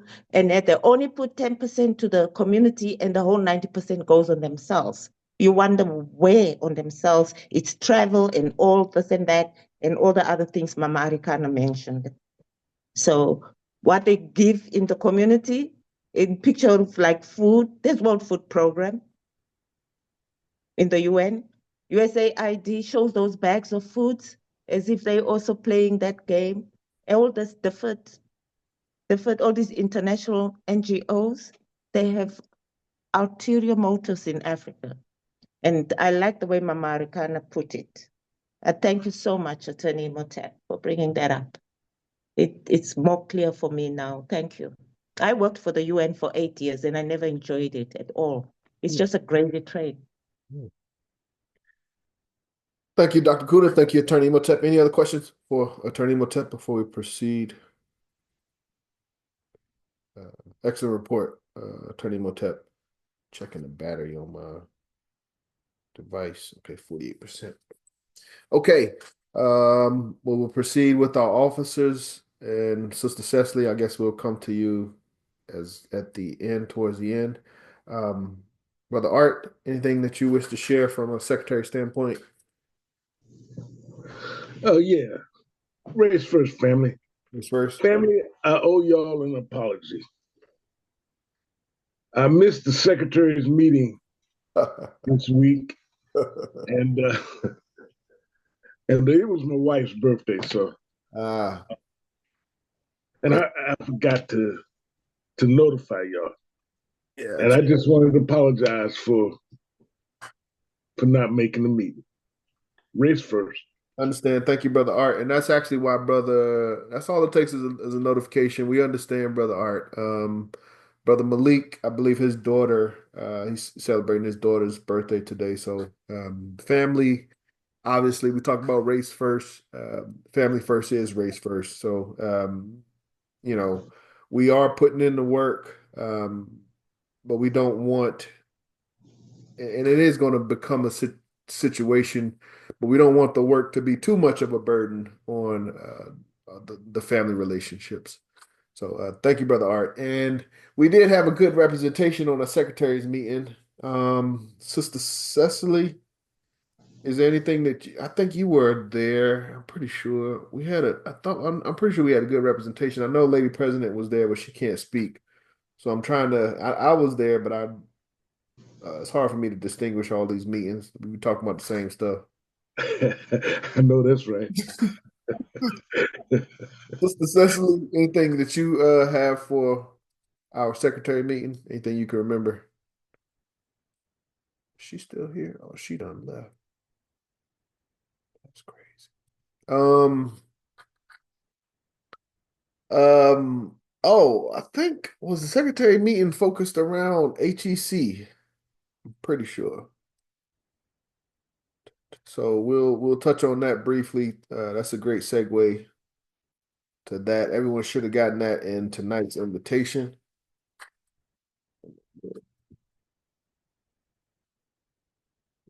We open up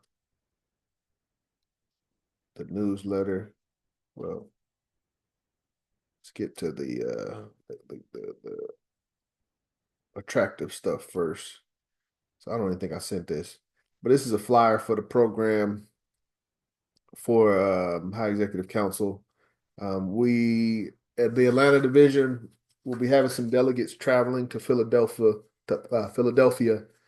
April 10th through 13th. So when you watch the Dr. Tony Martin video about the provisional government, he talked about how the UNIA had parliaments, had gatherings of leadership and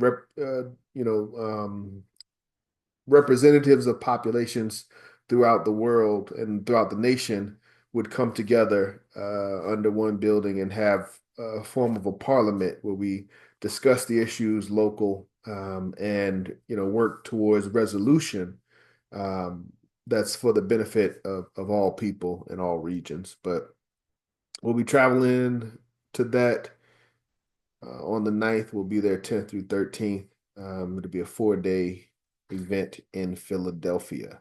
And that was the main focus. I'm pretty sure that was the main focus for the secretary's call is who's traveling. Making preparations and plans to travel and lodge in Philadelphia. So, any questions on HEC? And everyone should have received a copy of the HEC newsletter. I'm sharing that right. So you can go through that in your leisure and see what we plan on discussing. Locally, as a division, we have until the 28th to develop our proposals and send out our proposals to have something discussed on the agenda if there's anything that we deem important for the UNIA. But very important meeting outside of our yearly convention, which takes place in August. This is the second most important meeting of the UNIA every year. So any questions or comments on High Executive Council, April 10th through 13th in Philadelphia?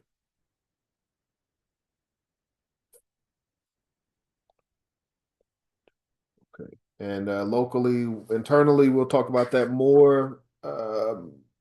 Obviously, we need to discuss proposals and finalize who plans on attending as well as traveling, how we plan to get there, lodging, all that good stuff. So if there's nothing else with that, we'll go back to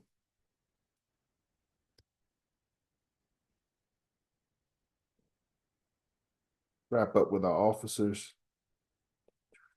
Sister Cecily's not there. Ross Marvin, you there?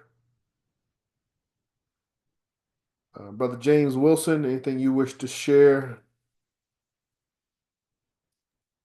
Race first, everybody. Just I don't have too much to share. Just to those of you all who have children, grandchildren, any youth in your life, make sure you sign them up for the Smile Africa Book Club. We're doing that in person and virtually. In person here in Atlanta at the Southeast Library downtown on Pryor Road, and then we do it virtually as well. So you can definitely join us virtually, and we have to make sure that we're ingratiating our youth and African centeredness, and if we're serious about preparing them for the future, we have to make sure that we're making them a part of something that that functions in their best interest and implements, a knowledge base cultivated for their advancement here in the world. But that's all I have. I'll put the link in the chat if anybody wants to register their child. But yeah, that's all I have. Race first. Race first. Thank you, Brother James. Yes, please drop the link in the chat. Any questions for Brother James, youth coordinator?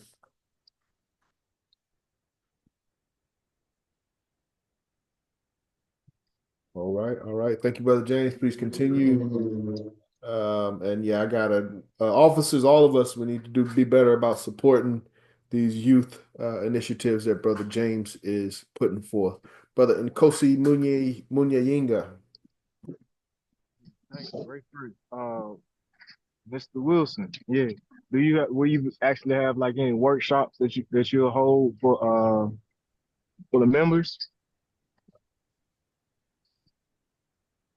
What you elaborate on that, brother? What you mean? Like what kind of workshop? You dealing with the youth, like anything dealing with Black youth, African youth, anything.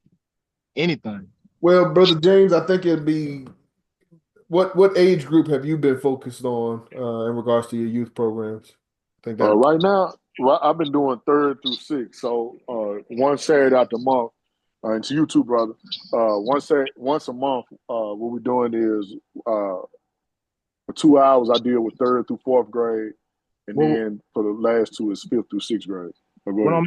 I'm asking is like based on like how members adult age African people, Black people can that intergenerational gap. You know what I'm saying? If it's a Garveyistic, race first approach to engaging African Black youth, because that's what basically you're doing. So I was thinking maybe you could transfer that type of knowledge and wisdom for the members too. So that's Oh, why I see what you're saying. Yeah, no, I don't have any. I hadn't developed any type of workshops or anything yet. I mean, okay. that's something I'd like to get to, and if there's some interest there, I definitely holler I'm at you interested and in being involved. anybody else. I'm But interested yeah, in the department. Very much so. okay. Yeah, I've That's been what's checking up, it out, man. man. Yeah, I got your book, man, and so I'm very much. I want to. Yeah, we could maybe talk at another time. You know what I'm saying about that. Yeah. We can holler at each other, and we can talk about some ideas. But yeah, I appreciate that. Yeah, it's just yeah, we have to make sure that we lend in serious effort to Yeah. preparing these youth, because as we see in the world is changing rapidly, which means we have to develop and prepare our children at a more rapid pace than we've been. So we don't have many generations to continue to sacrifice. So yeah, I appreciate that, bro. And I'm putting this link in the chat, and I'll put my number in the chat so you can lock my number in too. yeah, rightfully so. Brother James is heavily focused on the youth, as he said, and by youth we mean as he said, elementary, middle school age, even early high school is the area that Brother James is focusing. In regards to what you're saying, Brother Nkosi Munyayinga, my mind was leaning more so towards some things that we've discussed with our Lady President in conjunction, collaboration with Brother James to develop some form of a young adult or mature youth type of program. So I would look for that more so from our education department. That's where those type of programs will be developed.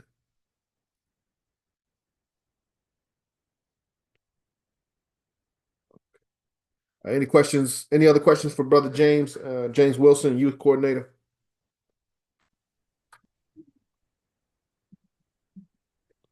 If not, we got a couple more. One special Brother James Avery is helping, Yes. stepping up to help with, has a desire to assist with our African legions. Brother James, I want to go ahead and, get you used to this rhythm of introducing yourself to the community and sharing your vision, as well as, if there's any programs we plan to introduce, what your thoughts are for African Legion Division 421. Yes. Like I mentioned last time, I would love to that we start having more younger people. Nothing against the elder, but we have to continue to bring. I want to bring more younger people, and gonna let you know I have people numbers. I'm gonna give you. I don't know how to send them to you. So I send them in an email. Because I have people who interested and want to know more about the UNIA. Because I know I have to send them to you. So and also I'm interested into the youth also. And I talked to Brother James also about that. I want to help. I'm trying to find somebody. I know you talked about finding somebody to help us for us comeback. I'm looking and I'm talking to different people about that. And I was going to talk to you about it once I confirm with them that they are interested in helping us to do that, to get to do that. And other things for us to building the nation up on both sides. So that's all. Oh, I want to tell you too, for us the fish fry, for us like doing fish fries and stuff, I wanted to ask you about it. I'm looking on getting getting a grill, getting a nice grill and something to do fish fries with. But if we can coordinate for us people putting in just to start it off, we can work from there in our house. I'm talking to a guy who's supposedly be over the recreation parts in the cab. And I can ask him about the people who over departments in Atlanta and Fulton County area. So we don't have to worry about for us getting paperwork for us saying we not supposed to do this or do that here or wherever we do it at. Race first.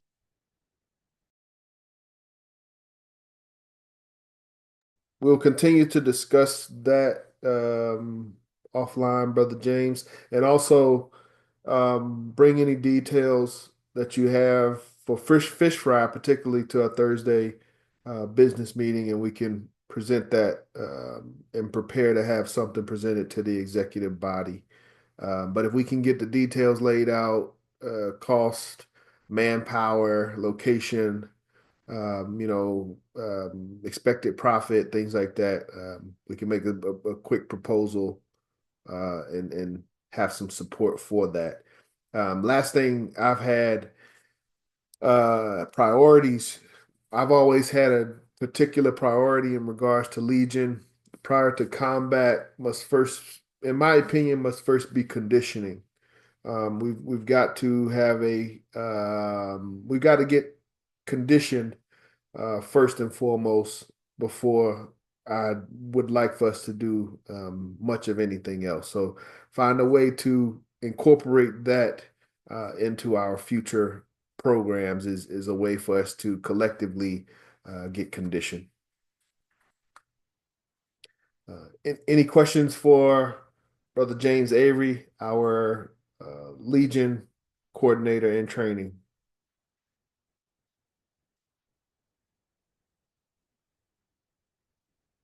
Okay. Were there any other officers that did not get a chance to report? I haven't. My apologies, Sister Desiree, Third Lady Vice President in Training, Sister Desiree, and Sister Aquette. Yes. I've gotten with the Third Baptist Church here in San Francisco, which is also a historical landmark. It was founded by a black woman in 1951. And I'm tutoring on Mondays and Wednesdays because we have to be active in the community, volunteering until everything comes through as far as me getting a location here for the UNIA, because the other brother Jabari, I know that he's over there. He's not far from me, but he's in Berkeley. But he did have a death in the family, and then the sister, she's all the way in LA. I looked in that paper and seen that there was a sister in Stockton. Stockton, California, from me is about an hour away, and I saw in the newsletter that there was a sister that is in Stockton, California, which is actually closer. Also, it was in the CNPP newsletter. As far as because I do promote the library in the home, I've added a couple of books that I'm getting ready to purchase for my own personal library to share with you all. One is Things Black People Aren't Taught by Raymond K. Bozeman. The Destruction of the Black Civilization by Chandler Williams. And then I was looking up Zora Neale Hurston because it is Black Women's Month. And she was a writer, anthropologist, a folklorist, and a documentary filmmaker. She went to Howard University, but she also graduated at the end from Columbia University. Born January 7th, 1891. And one of the books that I was looking at is called Mules and Men. And that was the book that she did the folklore in. And she also wrote documentaries too. And this is one of the quotes from the book. I thought this was very cute. Zora, why do you think these slim women was put on earth? Couldn't tell you to save my life. Well, these slim ones was put here to beautify the world. The big ones must have been put here for the same reason. Oh, no, Zora. Oh, don't agree with you there. Well, then, what was they put here for? To show these slim women, slim girls, how far their kin stretch without busting.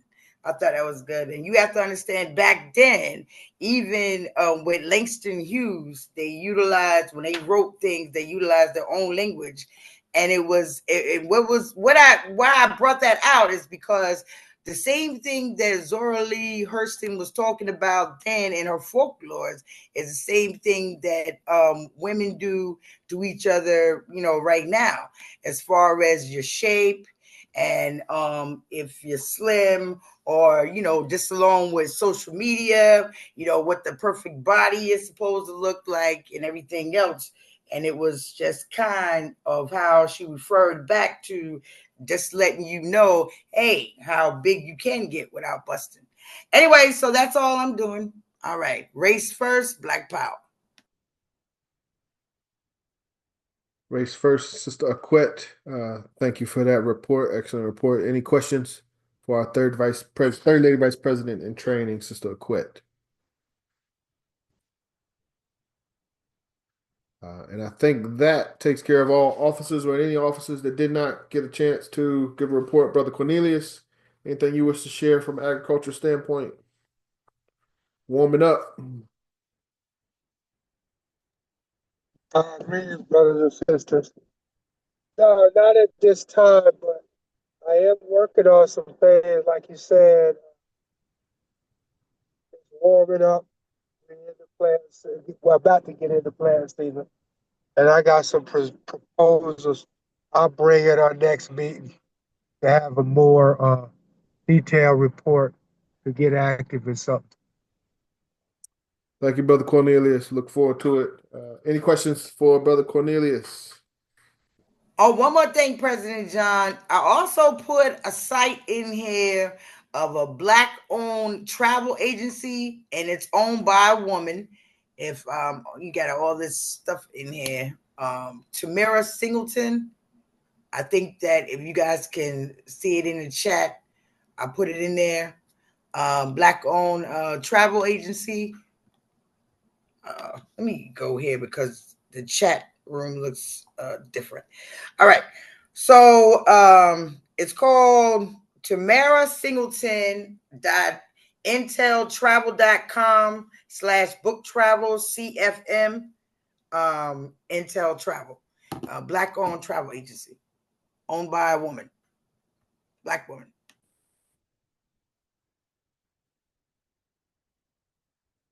Thank you, Doc. Thank you, Sister Quet. I'm going to call you Dr. Kuda. Thank you for posting that in the chat. I think that takes care of all officers. Were there any officers that did not get a chance to share or report?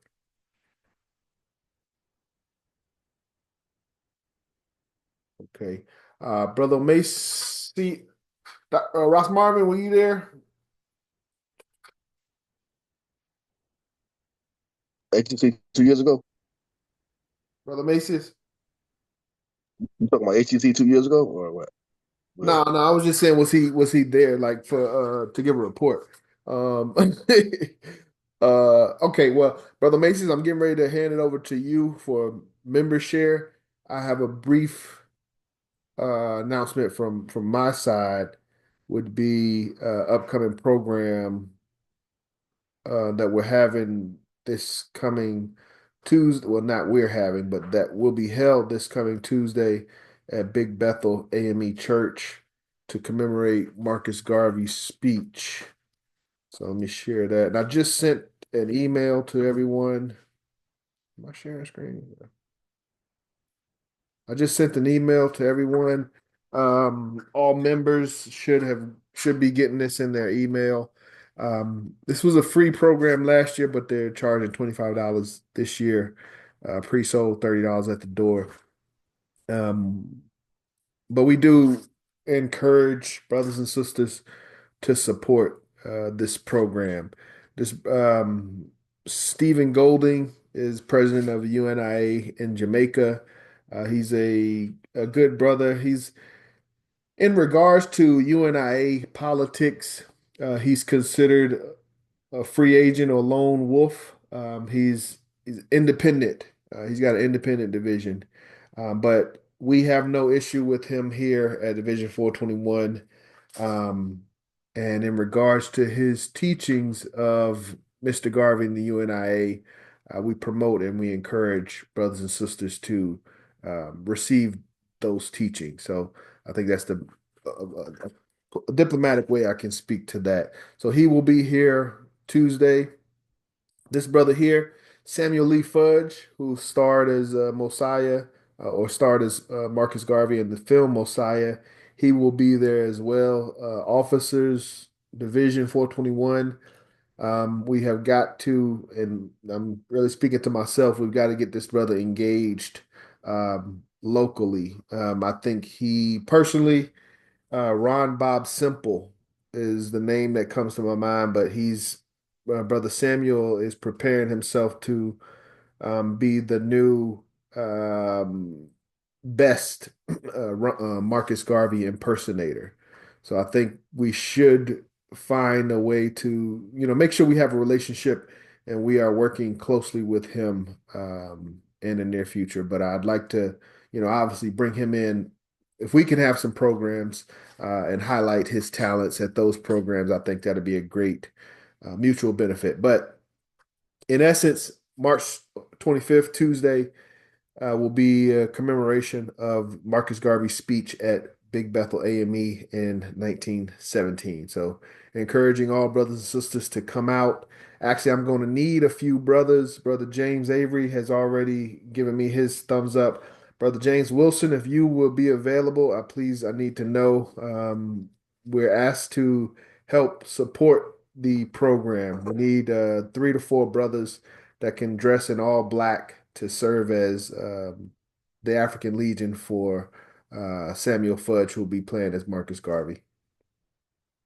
So this is my announcement for this meeting and the call to the brothers to come out and help with the program, but brothers and sisters to come out and support this program. Any questions, comments from me?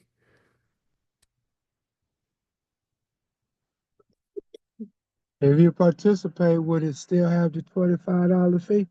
As a matter of fact, I'm glad you brought that up, Brother Cornelius, because I spoke to the organizers today, and I was telling them, like, man, that price kind of threw me off, like, because we have been talking about this for months and months, and nobody said anything about a price to the last minute.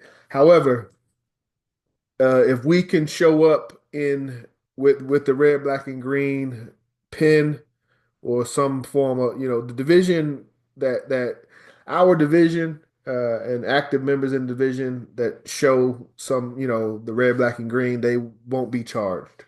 That's my understanding. They're trying to make sure we have active members in attendance. So active members that show the proper insignia will be good. We get in free. Somebody had a question? Yes, sorry, President John. I have like 4 other pens I have for the RBG if anybody need them. Just to let you know. Bring them up there, Brother James. I'm I sure. will do so. And I have some. Y'all know I have a couple. We got to get some more, but we'll have some for known active members as well. Don't be coming up there talking about I used to be an active member back in 2018. Are you talking about the pins? It's about a quarter size button, or are you talking about something else? Yeah, about a quarter drive. Yep. Okay. I got some more. Everybody should have gotten at least one. I know they hard to keep up with. I've lost a couple myself, but at the end of the day, if we can, honestly, officers particularly, we should know per our constitution that's a requirement. We should have red, black, and green pins to show our community that we are active members. They are giving us grace by stating that, if we come to the event in proper appearance, with our pin, then we get in. We don't have to pay any charge. So let's not make it too difficult um, for the hosting party. Who creates the? We got to create our own pins. We used to have we used to do it ourselves. The pins that I have I got from First Assistant President General. I'm not sure where he got them from, but it looks like a bulk purchase that he got from somewhere. But we should be creating our own.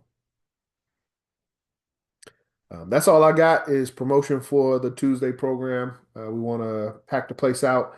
I really do think it's going to be a great program, and I think this is going to be a great annual event that we can also utilize for our purposes of growth of the UNIA. So, any questions or comments for me?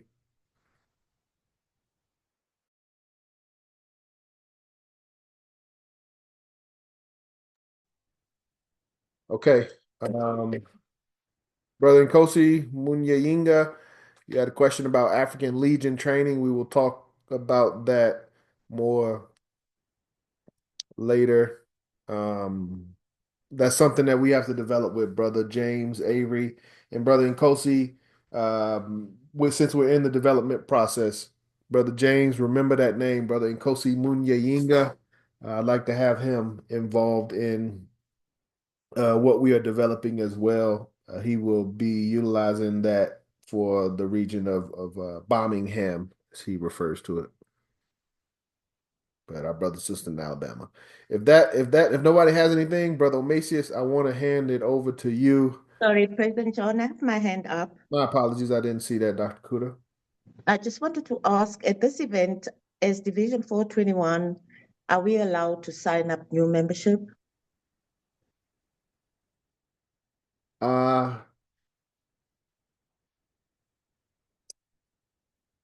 That's a good question.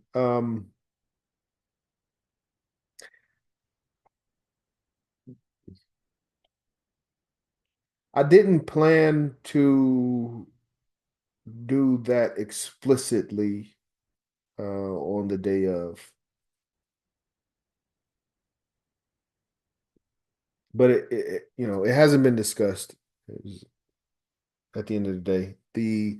My intentions, I will have applications available, but the main thing that I want to share, which we've shared in the past, is our brochure and contact information.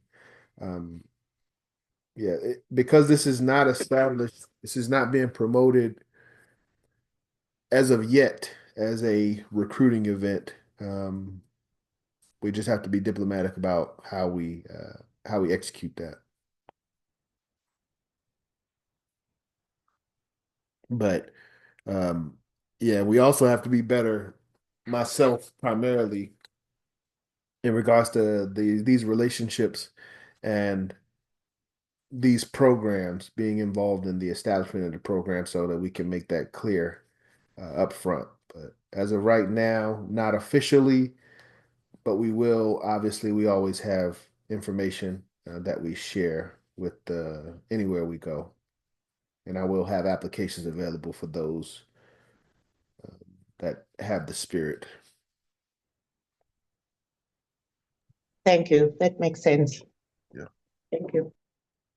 Any other questions or comments for me?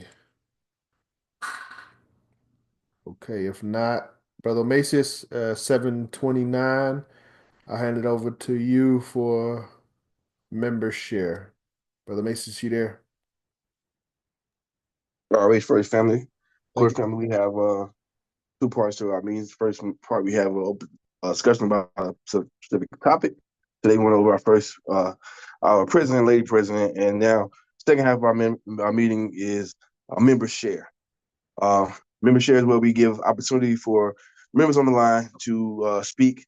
We ask you keep your comments to 3 minutes. Also, we ask that you use no profanity. We may have children listening in on the line. Also, of course, the membership, the views you hear are respected to the members. It may not necessarily be a direct position of the UNIA-ACL. The floor is open for members to speak freely. Like I said, keep your comments to 3 minutes. Of course, as gentlemen, we have to be good listeners. So we do start with our ladies on the line, and then we move on to our brothers. We already went through our officers. Let's see. First lady on the line that we haven't heard from, Sister Mayat Anaktat. Sister Mayat, do you have any questions? Yes, race first. I wanted to get up with the sister that do the black crosses. Nursing. That's what I wanted to get into. Plus, I work with the youth too. And I can do the youth stuff online if the brother get up with me, because I do work with a lot of youth. And I am a retired nurse. Race first. Thank you, Sister Maya. Sister Cecil. Here. Brother Art, if you can make make 2 notes for tonight. One, and there's one I forgot already, but Sister Ma'at to support Black Cross nurses, and Sister Sharon Frierson as well. That's from the last meeting, to also support Black Cross nurses. But there was someone else that mentioned something earlier, and I missed it, but it'll come back to me. Brother Macy's, you got it. My apologies. No, thank you, President John. Thank you. Thank you so much, Sister Maya, and thank you for your willingness to participate in lending your time, energy, crafts, creativity, skills, talent, intelligence. We thank you. All right. Let's see the lady on the line here. Do you have any other sisters on the line who haven't shared? Sister Aziza there? Attorney Imhotep? Yes, this is Aziza. Hey, how you doing? Like, you have anything you'd like to share today? I just want to say I really enjoyed this session today. We learned a lot and look forward to us meeting in person. If it's just once a month, race first. Race first. You loud and clear, Sister Aziza. Yeah. When you have an opportunity to go to HECs and conventions, you really see how important it is to meet in person. It's a different level of relationship building that happens. And as a organization, the greatest tool that we will have is building relationships with each other. It helps us work together even more cohesively. So I definitely back on that idea. I always look forward to meeting in person. Race First family. Next, we'll have any other ladies on the line that we have.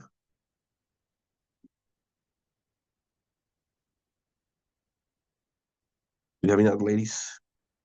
I think that may be all my ladies.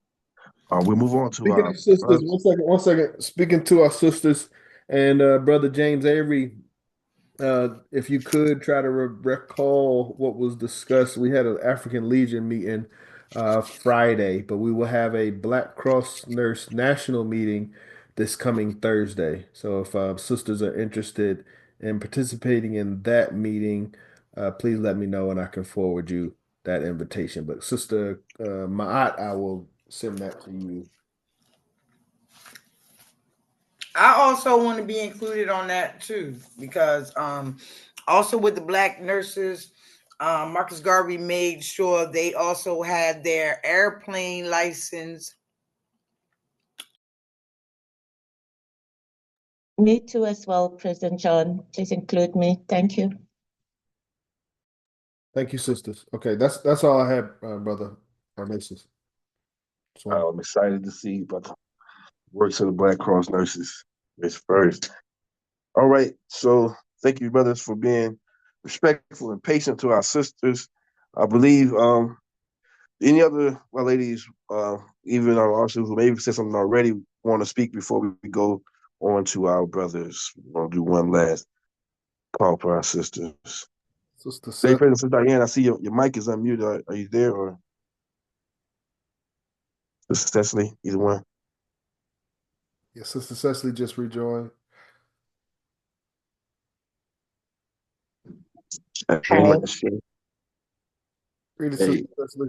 You want to take a minute and then come back to you, or you want to say anything? Sure, I can go ahead right now. Hi, family. Yes, I just want to say that well, I'm still working on Black Music Month that's coming up here in June. Also, just want to remind everybody that 404 Day is coming up in April. And also, there was one more thing. Bear with me, please.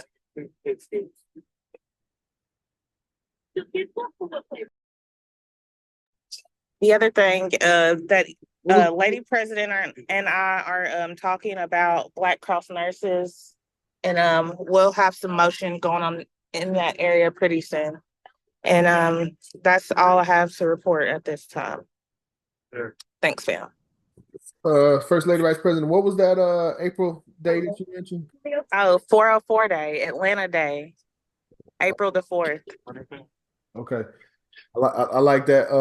I've been thinking in the back of my head, and I want to push for your Dust 421 Day as well. Sounds good. Great ideas. And thank you, First Lady Vice President. I'm getting ready to send an email, forwarding the email for next Thursday's Black Cross Nurse meeting. And I will forward that to Sister Ma'at, Sister Cecily, obviously, Sister Desiree, and Dr. Kuda. Lady President, you'll get it as well. All right, Brother Mason's back to you. Thank you. President John, what time is Thursday's Black Cross Nurse meeting? Give me 1 second. I'm gonna forward it to the executive body and then these additional sisters as well. I'll check. Give me a second. Just wanted to know if it was the same time as business meeting. But while you're double checking that, again, thank you, sisters. Do we have any other sisters who did not have the opportunity to share? If we move on to our brothers who would like to share. Yes, this is Sister Aziza. Just a quick question. Yeah. With the Black Cross nurses, I'm almost certain that I read where you do not have to be a nurse to be a member of this Black Cross nurses. Can you tell me if that's correct? Yes, that is correct. In order to be a member of the Black Cross Nurses, you do not have to be a registered nurse.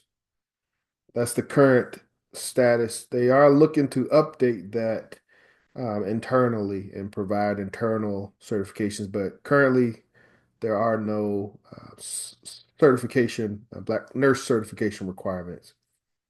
All right, thank you. Appreciate that. Race first. Race first. Race first. And again, from a historical standpoint, and this is part of the reason why we need to update it, but Black Cross nurses came about in a time where Black women couldn't get nursing certifications. So to make that requirement would be counter, productive to what it is that we were trying to do. We were that first body that empowered sisters and women, to for that level of self-certification. So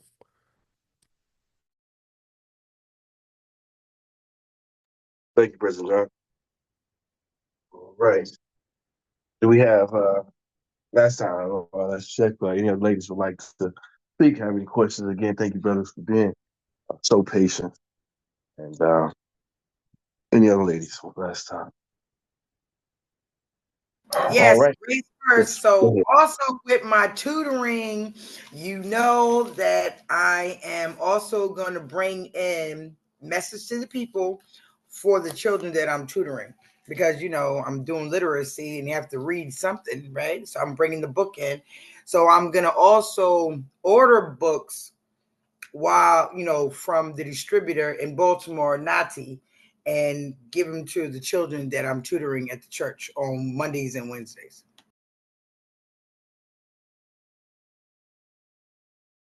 That's awesome.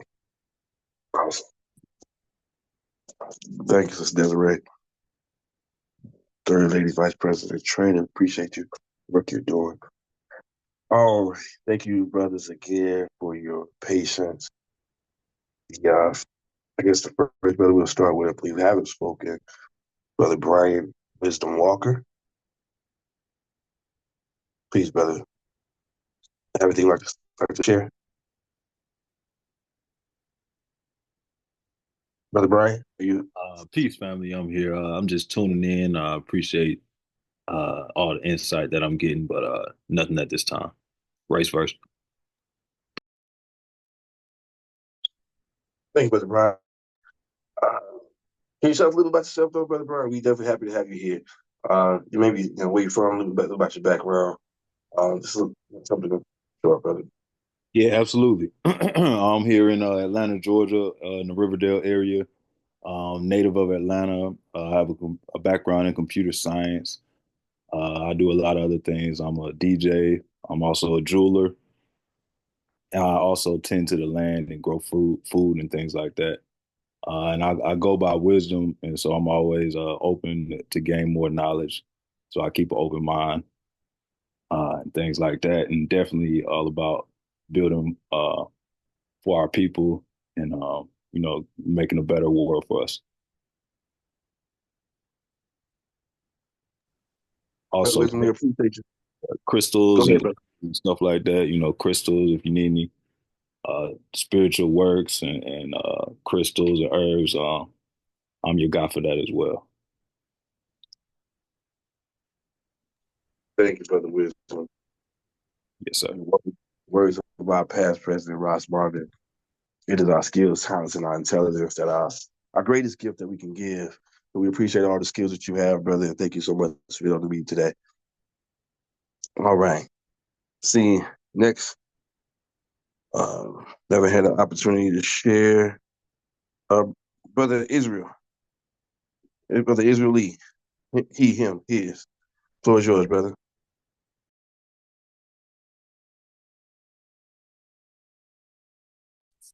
Sorry about that, brother. I was rushing back to my phone to get to the mute button. No, brother, I appreciated the meeting.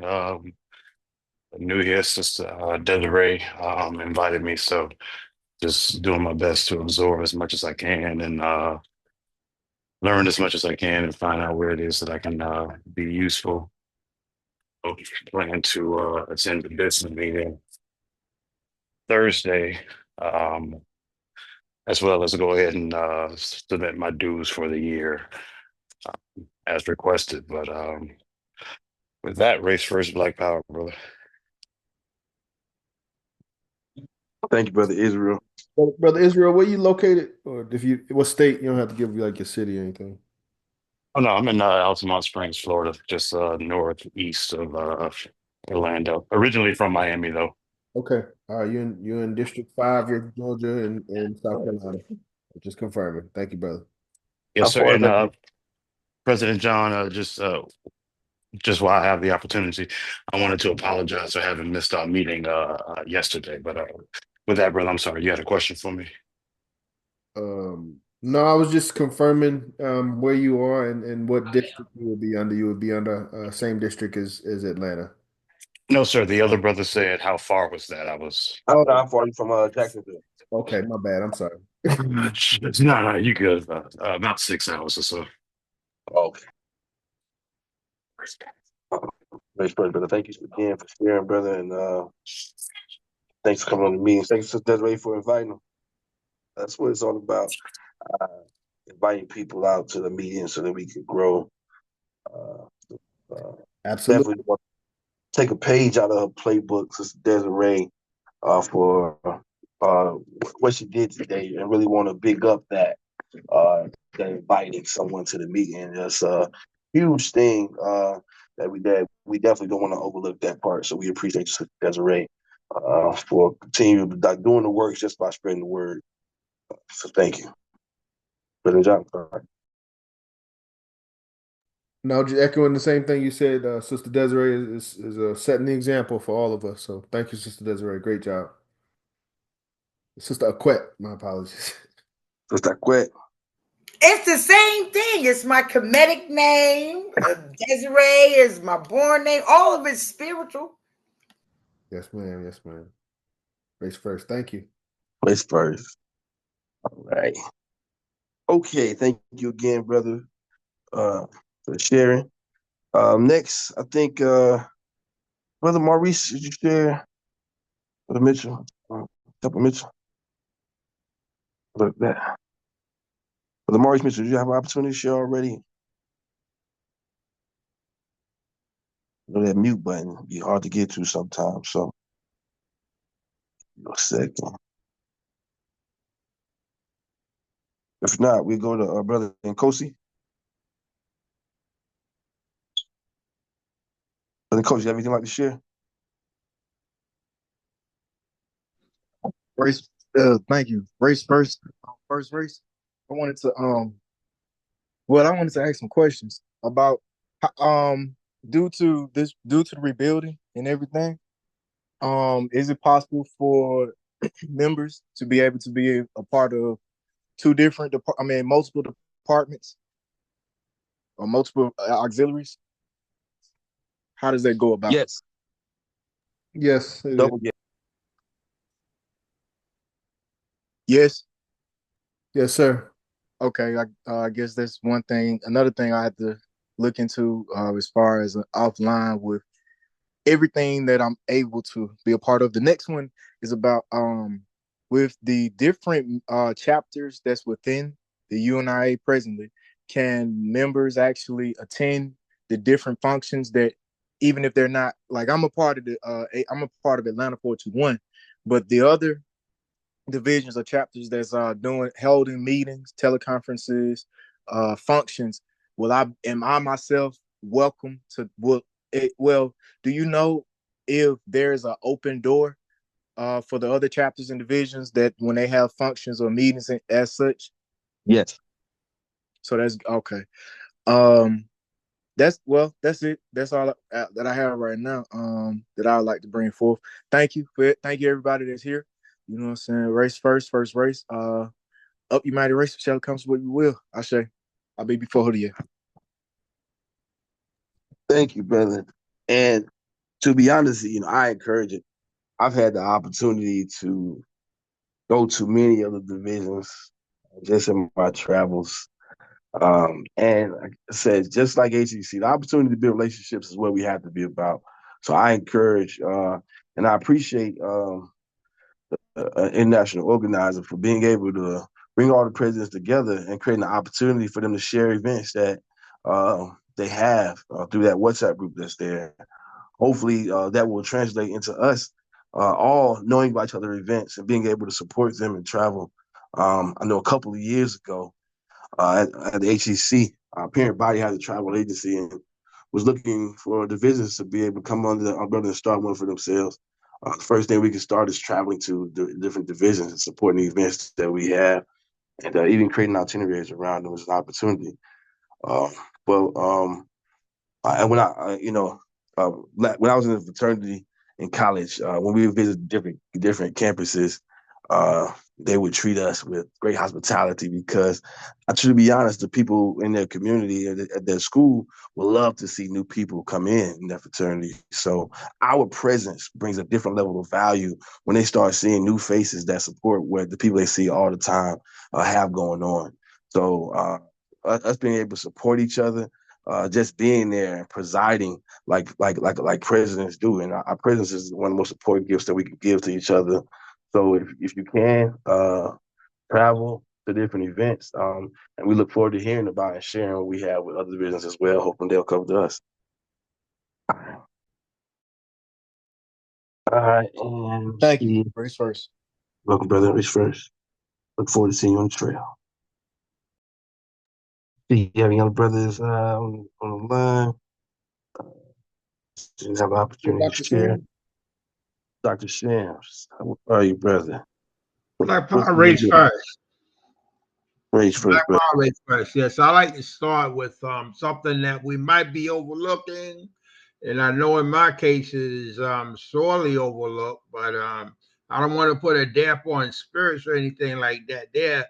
But Brother Al-Haj Malik Shabazz, Brother Malcolm X said that we are not outnumbered, we are out-organized. And I came up with a similar quote as well. We don't have to suffer racism. We just don't unite nor support one another effectively enough to defeat racism. While we know a lot, while we know everything that we hopefully should know about ourselves and our learning, there's a lot of information on my site, my website, that can teach us how to be a government right here in North Central America. I don't even give it the respect of being called nothing about United States, because right now they're division states. They're dividing our people. They're taking away our history. They're laying us off. They don't want us to have any income, no economics or anything. I have economic programs on my site as well. And one of the things that I'm gearing my economic program to is being able to do business, trade, and travel with Africa. We say Africa for the Africans, those at home and those abroad. Well, my site offers ways through the Black Expose that we can contact and find out what type of businesses, what type of connections we can make with our African brothers and sisters to link up and do businesses over there. I also have money transfer applications on there as well, where we can send money from here and invest in Africa through the Black Expose once we contact them and find out what we might be interested in going on over there in Africa. And we should we should know more about our government. My website is also set up as a sovereign defense website. It's a government website. It's to establish governments. It's to teach about governments. And you'd be surprised how much we have going on that we could become a government right here in North Central America. We don't have to. We do not have to really go out to North Central America to become a government, even though it is often promoted that we become a government in Africa, in the land of Africa somewhere. I think it's Liberia or Nigeria, where Marcus Garvey wanted us to organize a government, but we could be a government right here in North Central America through international laws and the principles of self-determination and self-government right here under international law. The international law does not just pertain to the United Nations. The international law also is the family of nations, linking ourselves with countries like Africa, South America, the Caribbean, and other places where our people reside, and we need to mingle and unite with them as well, So therefore, we have protected with one another, even if not by the United Nations, where we can link up and become one people, one race. Like we say, one God, one aim, one destiny, and one God. Okay, we can link up with our brothers and sisters from all over the world who have our interests at heart, do business and trade with them through my website, and also learn how we can actually form and have right to be a government right here in North Central America. My website is found on the internet at nothelpful.usalegislationspeople.bracesites.com. I also put information in the chat. So if you want to check out the chat, information is there already. That website again is Not Helpful USA Legislations People.bracesites.com. Not Helpful USA Legislations People.bracesites.com. And in case you want to contact me about anything that's going on with me, my phone number is code 1917-500-1699. 1917-500-1699. I hope my website somehow comes across to get supported in some kind of ways, because right now it's being ignored and nobody's really visiting, nobody really responding to it. It's just sitting there with tons of information that could be helpful to our people, helpful to our cause, but it's just sitting there because nobody's using it. And how I know that? Because I'm not getting any feedback. No feedback, no income, no support whatsoever. So I just wanted to put that across. I'm sorry to put a damper on such an uplifting and unifying message tonight, but we need to do better as far as one another is concerned. Black Power race first.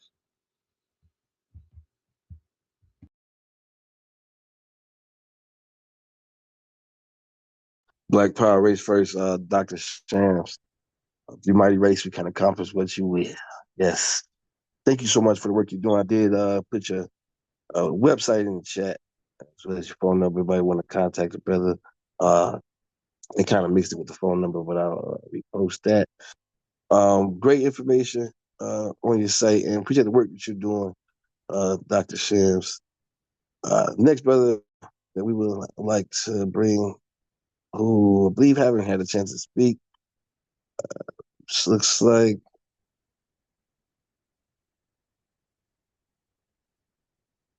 President Ross. I know you called on you a little bit earlier. Are you available?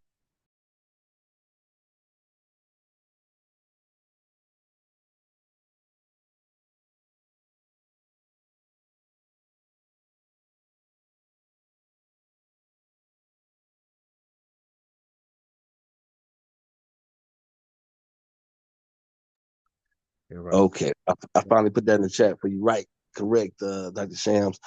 But I think President Ross isn't available. No, because the ending of it is .com, not .co. I got you. I put it back in there correctly for you. I got you. All right. There you go. Third time was a charm there. All right. Do we have any brothers who haven't had the opportunity to speak at this time? I think Brother Cornelius, you had the opportunity earlier, right? Imhotep, opportunity.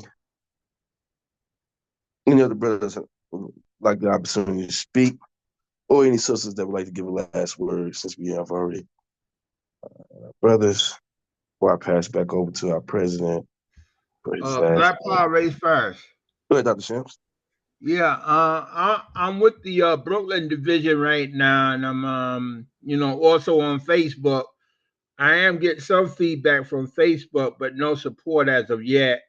But I'm looking forward to hopefully paying my dues this year to Division 421 right here in Atlanta, where I've been from 2014 up until today, and have not missed a year in dues yet.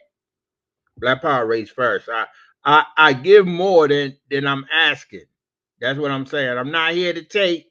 I'm giving more than I'm asking. Black Power race first.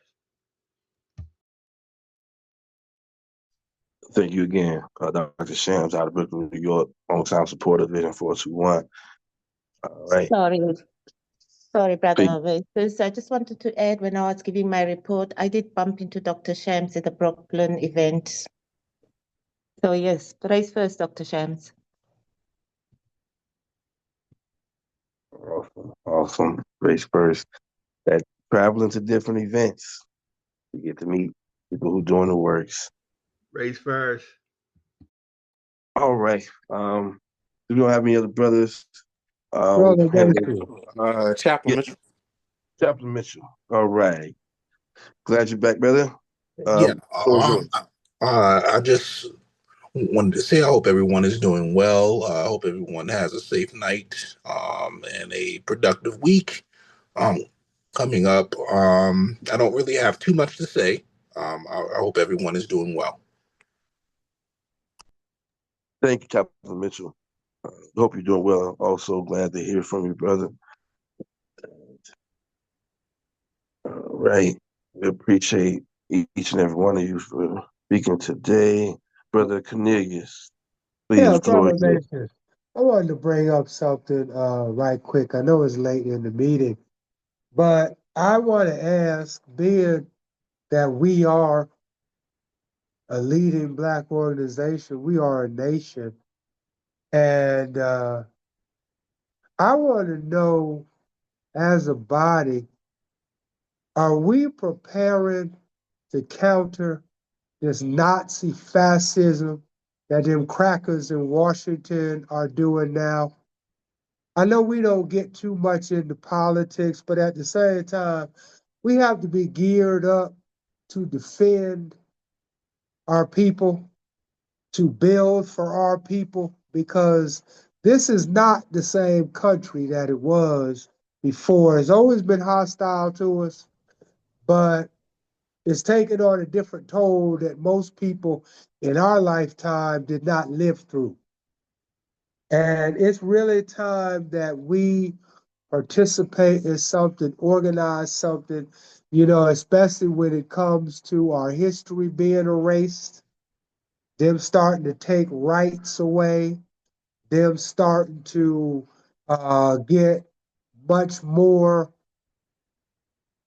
violent and open in their racist attacks. What are we, the UNIA, not just as a chapter, but what are we doing as a body to counter this shit? Excuse me, I didn't mean to cuss. What are we doing? Or what can we do? Dr. Shams was just saying to give an answer. I'm not sure if it's directly from a UNIA standpoint, but I would like to let him go first. Then I'm pretty sure one of us will be able to give what we're doing from a UNIA standpoint.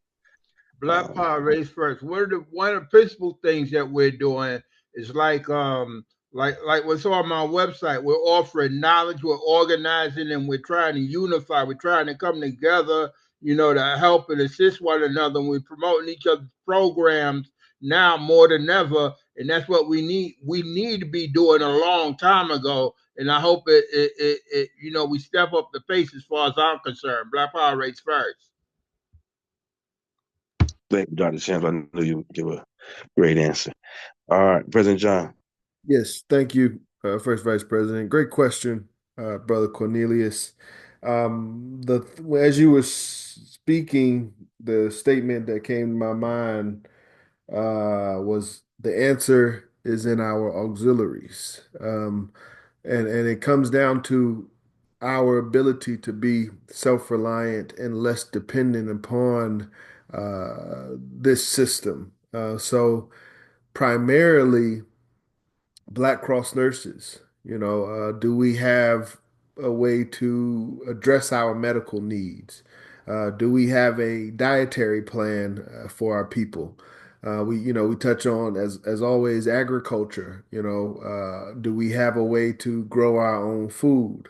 And these herbs that we will need for our Black Cross nurses, are we able to produce and cultivate these things ourselves?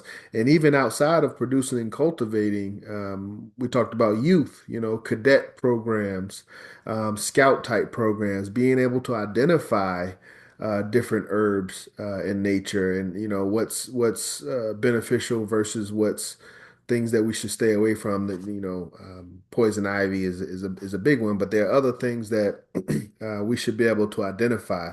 Legions, another big component of our self-reliance and being able to do for ourselves and defend ourselves. And then I think, everybody's always big on the last one I have for us, but it's all in the Constitution and bylaws, but business, having our own self-sustaining economy. So the more that we are able to develop these initiatives and institutions, the less I feel we will be worried about what anyone else is doing, particularly this government. But that's a lot of what we talked about today, and what we continue to talk about. But we have to get these auxiliaries and these offices up and running and going. But that's the solution for me. Mr. Garvey says there's no protection outside of government. Um, and I can find that as we close out.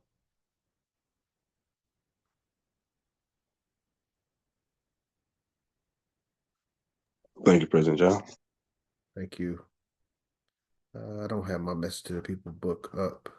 I just reset my computer, so I can't find it right now. Well, I have mine. So what chapter are you looking for?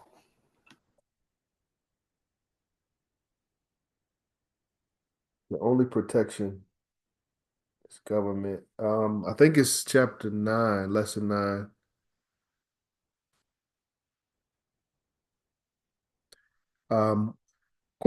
Queen Mother Ma'at, if you could tell me your email really quick, I'm gonna send this email out, then I'll pull that up and we'll close out.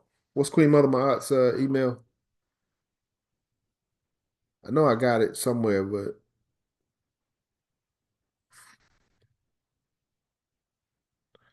okay, let me just put that in my drafts. Chapter lesson 9 about diplomacy. I'm pretty sure. You're looking for the word government.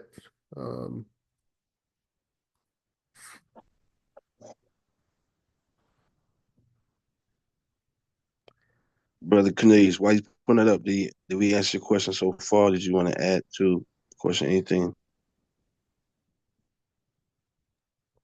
I think he answered it. Perfect.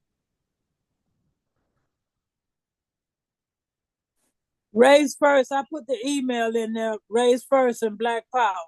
Thank you. Let me grab that. I know I have it. Every time I ask you for it and you show it to me, it's like, okay, yeah, I remember now. It's obvious. Kashiba, that's what it is. Okay.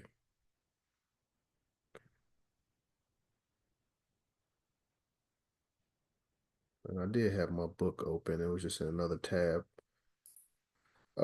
Protection. I'm gonna look up the word protection. Put an arm of protection around him. to establish commissionaries. Here we go. Here we go. So what lesson is this? This Black nationalism. Oh, this is an aims and objects, lesson 3.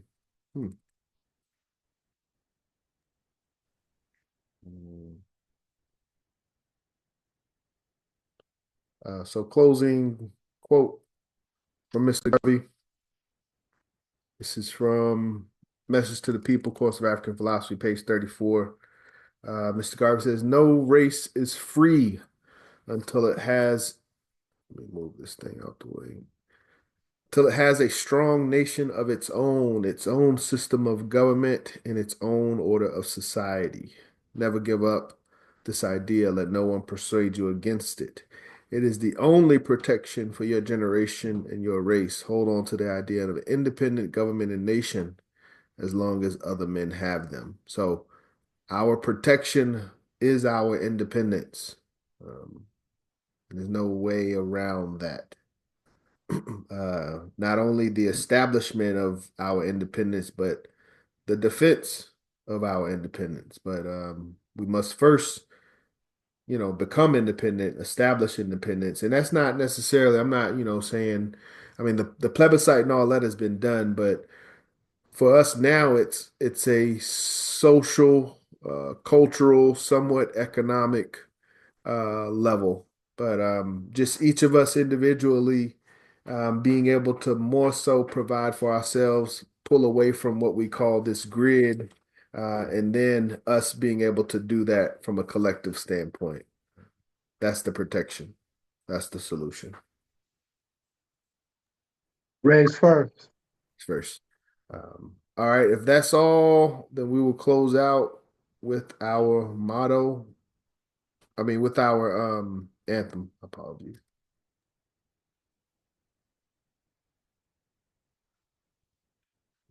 Share.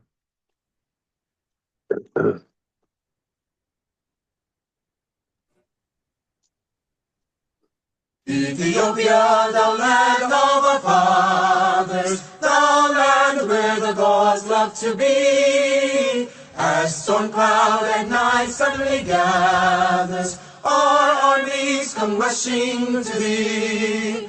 We must in the fight be victorious, when swords are thrust outward to gleam. For us will the victory be glorious, when led by the red, black, and green.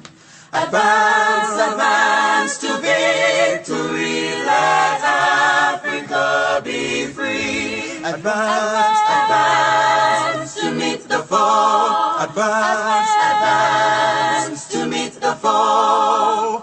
With the might of the red, the black, and the green.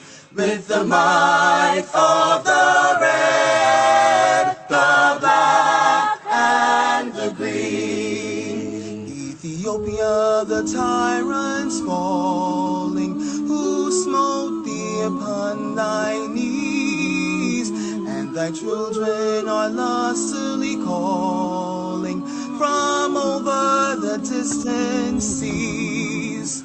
Jehovah, the Great One, has heard us, has noted our sighs and our tears.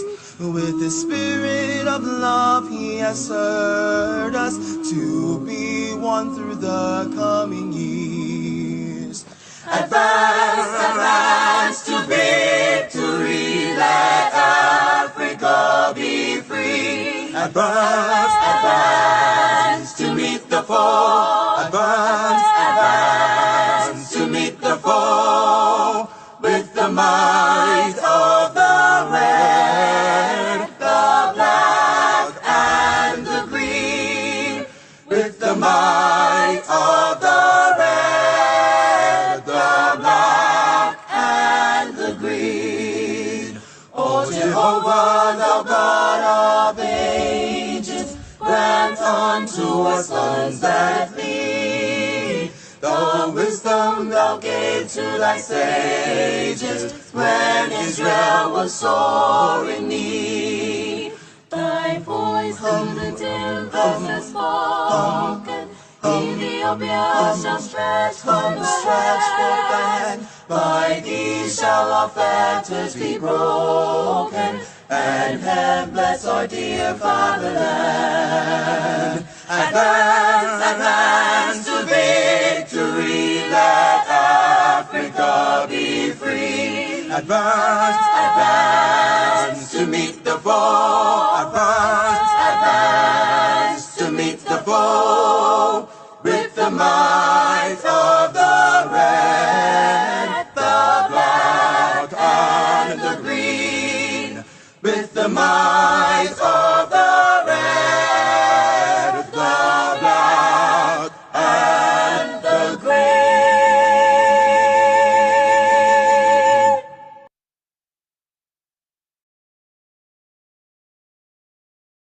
All right, brothers and sisters. If you would, please come off mute. We will close out with our motto and our slogan. Sister Cecily, you want to lead us, please? Sure. Thank you. Everybody, please put your fists in the air. Repeat after me. One God, One God, one aim, One one destiny. One One destiny. Africa for the Africans. Africa for the Africans. African. Those at home Those at Those at home, home, and those abroad. those those abroad. Race Up, first, everybody, family. race, you can accomplish what you will. Let's Race support one another. We need one another now more than ever. Up you mighty race, you can accomplish what you will. Yes, sir, Dr. Shams. You're right. Race first, family. Get some rest. See y'all Tuesday. Reds first. AME Church. first.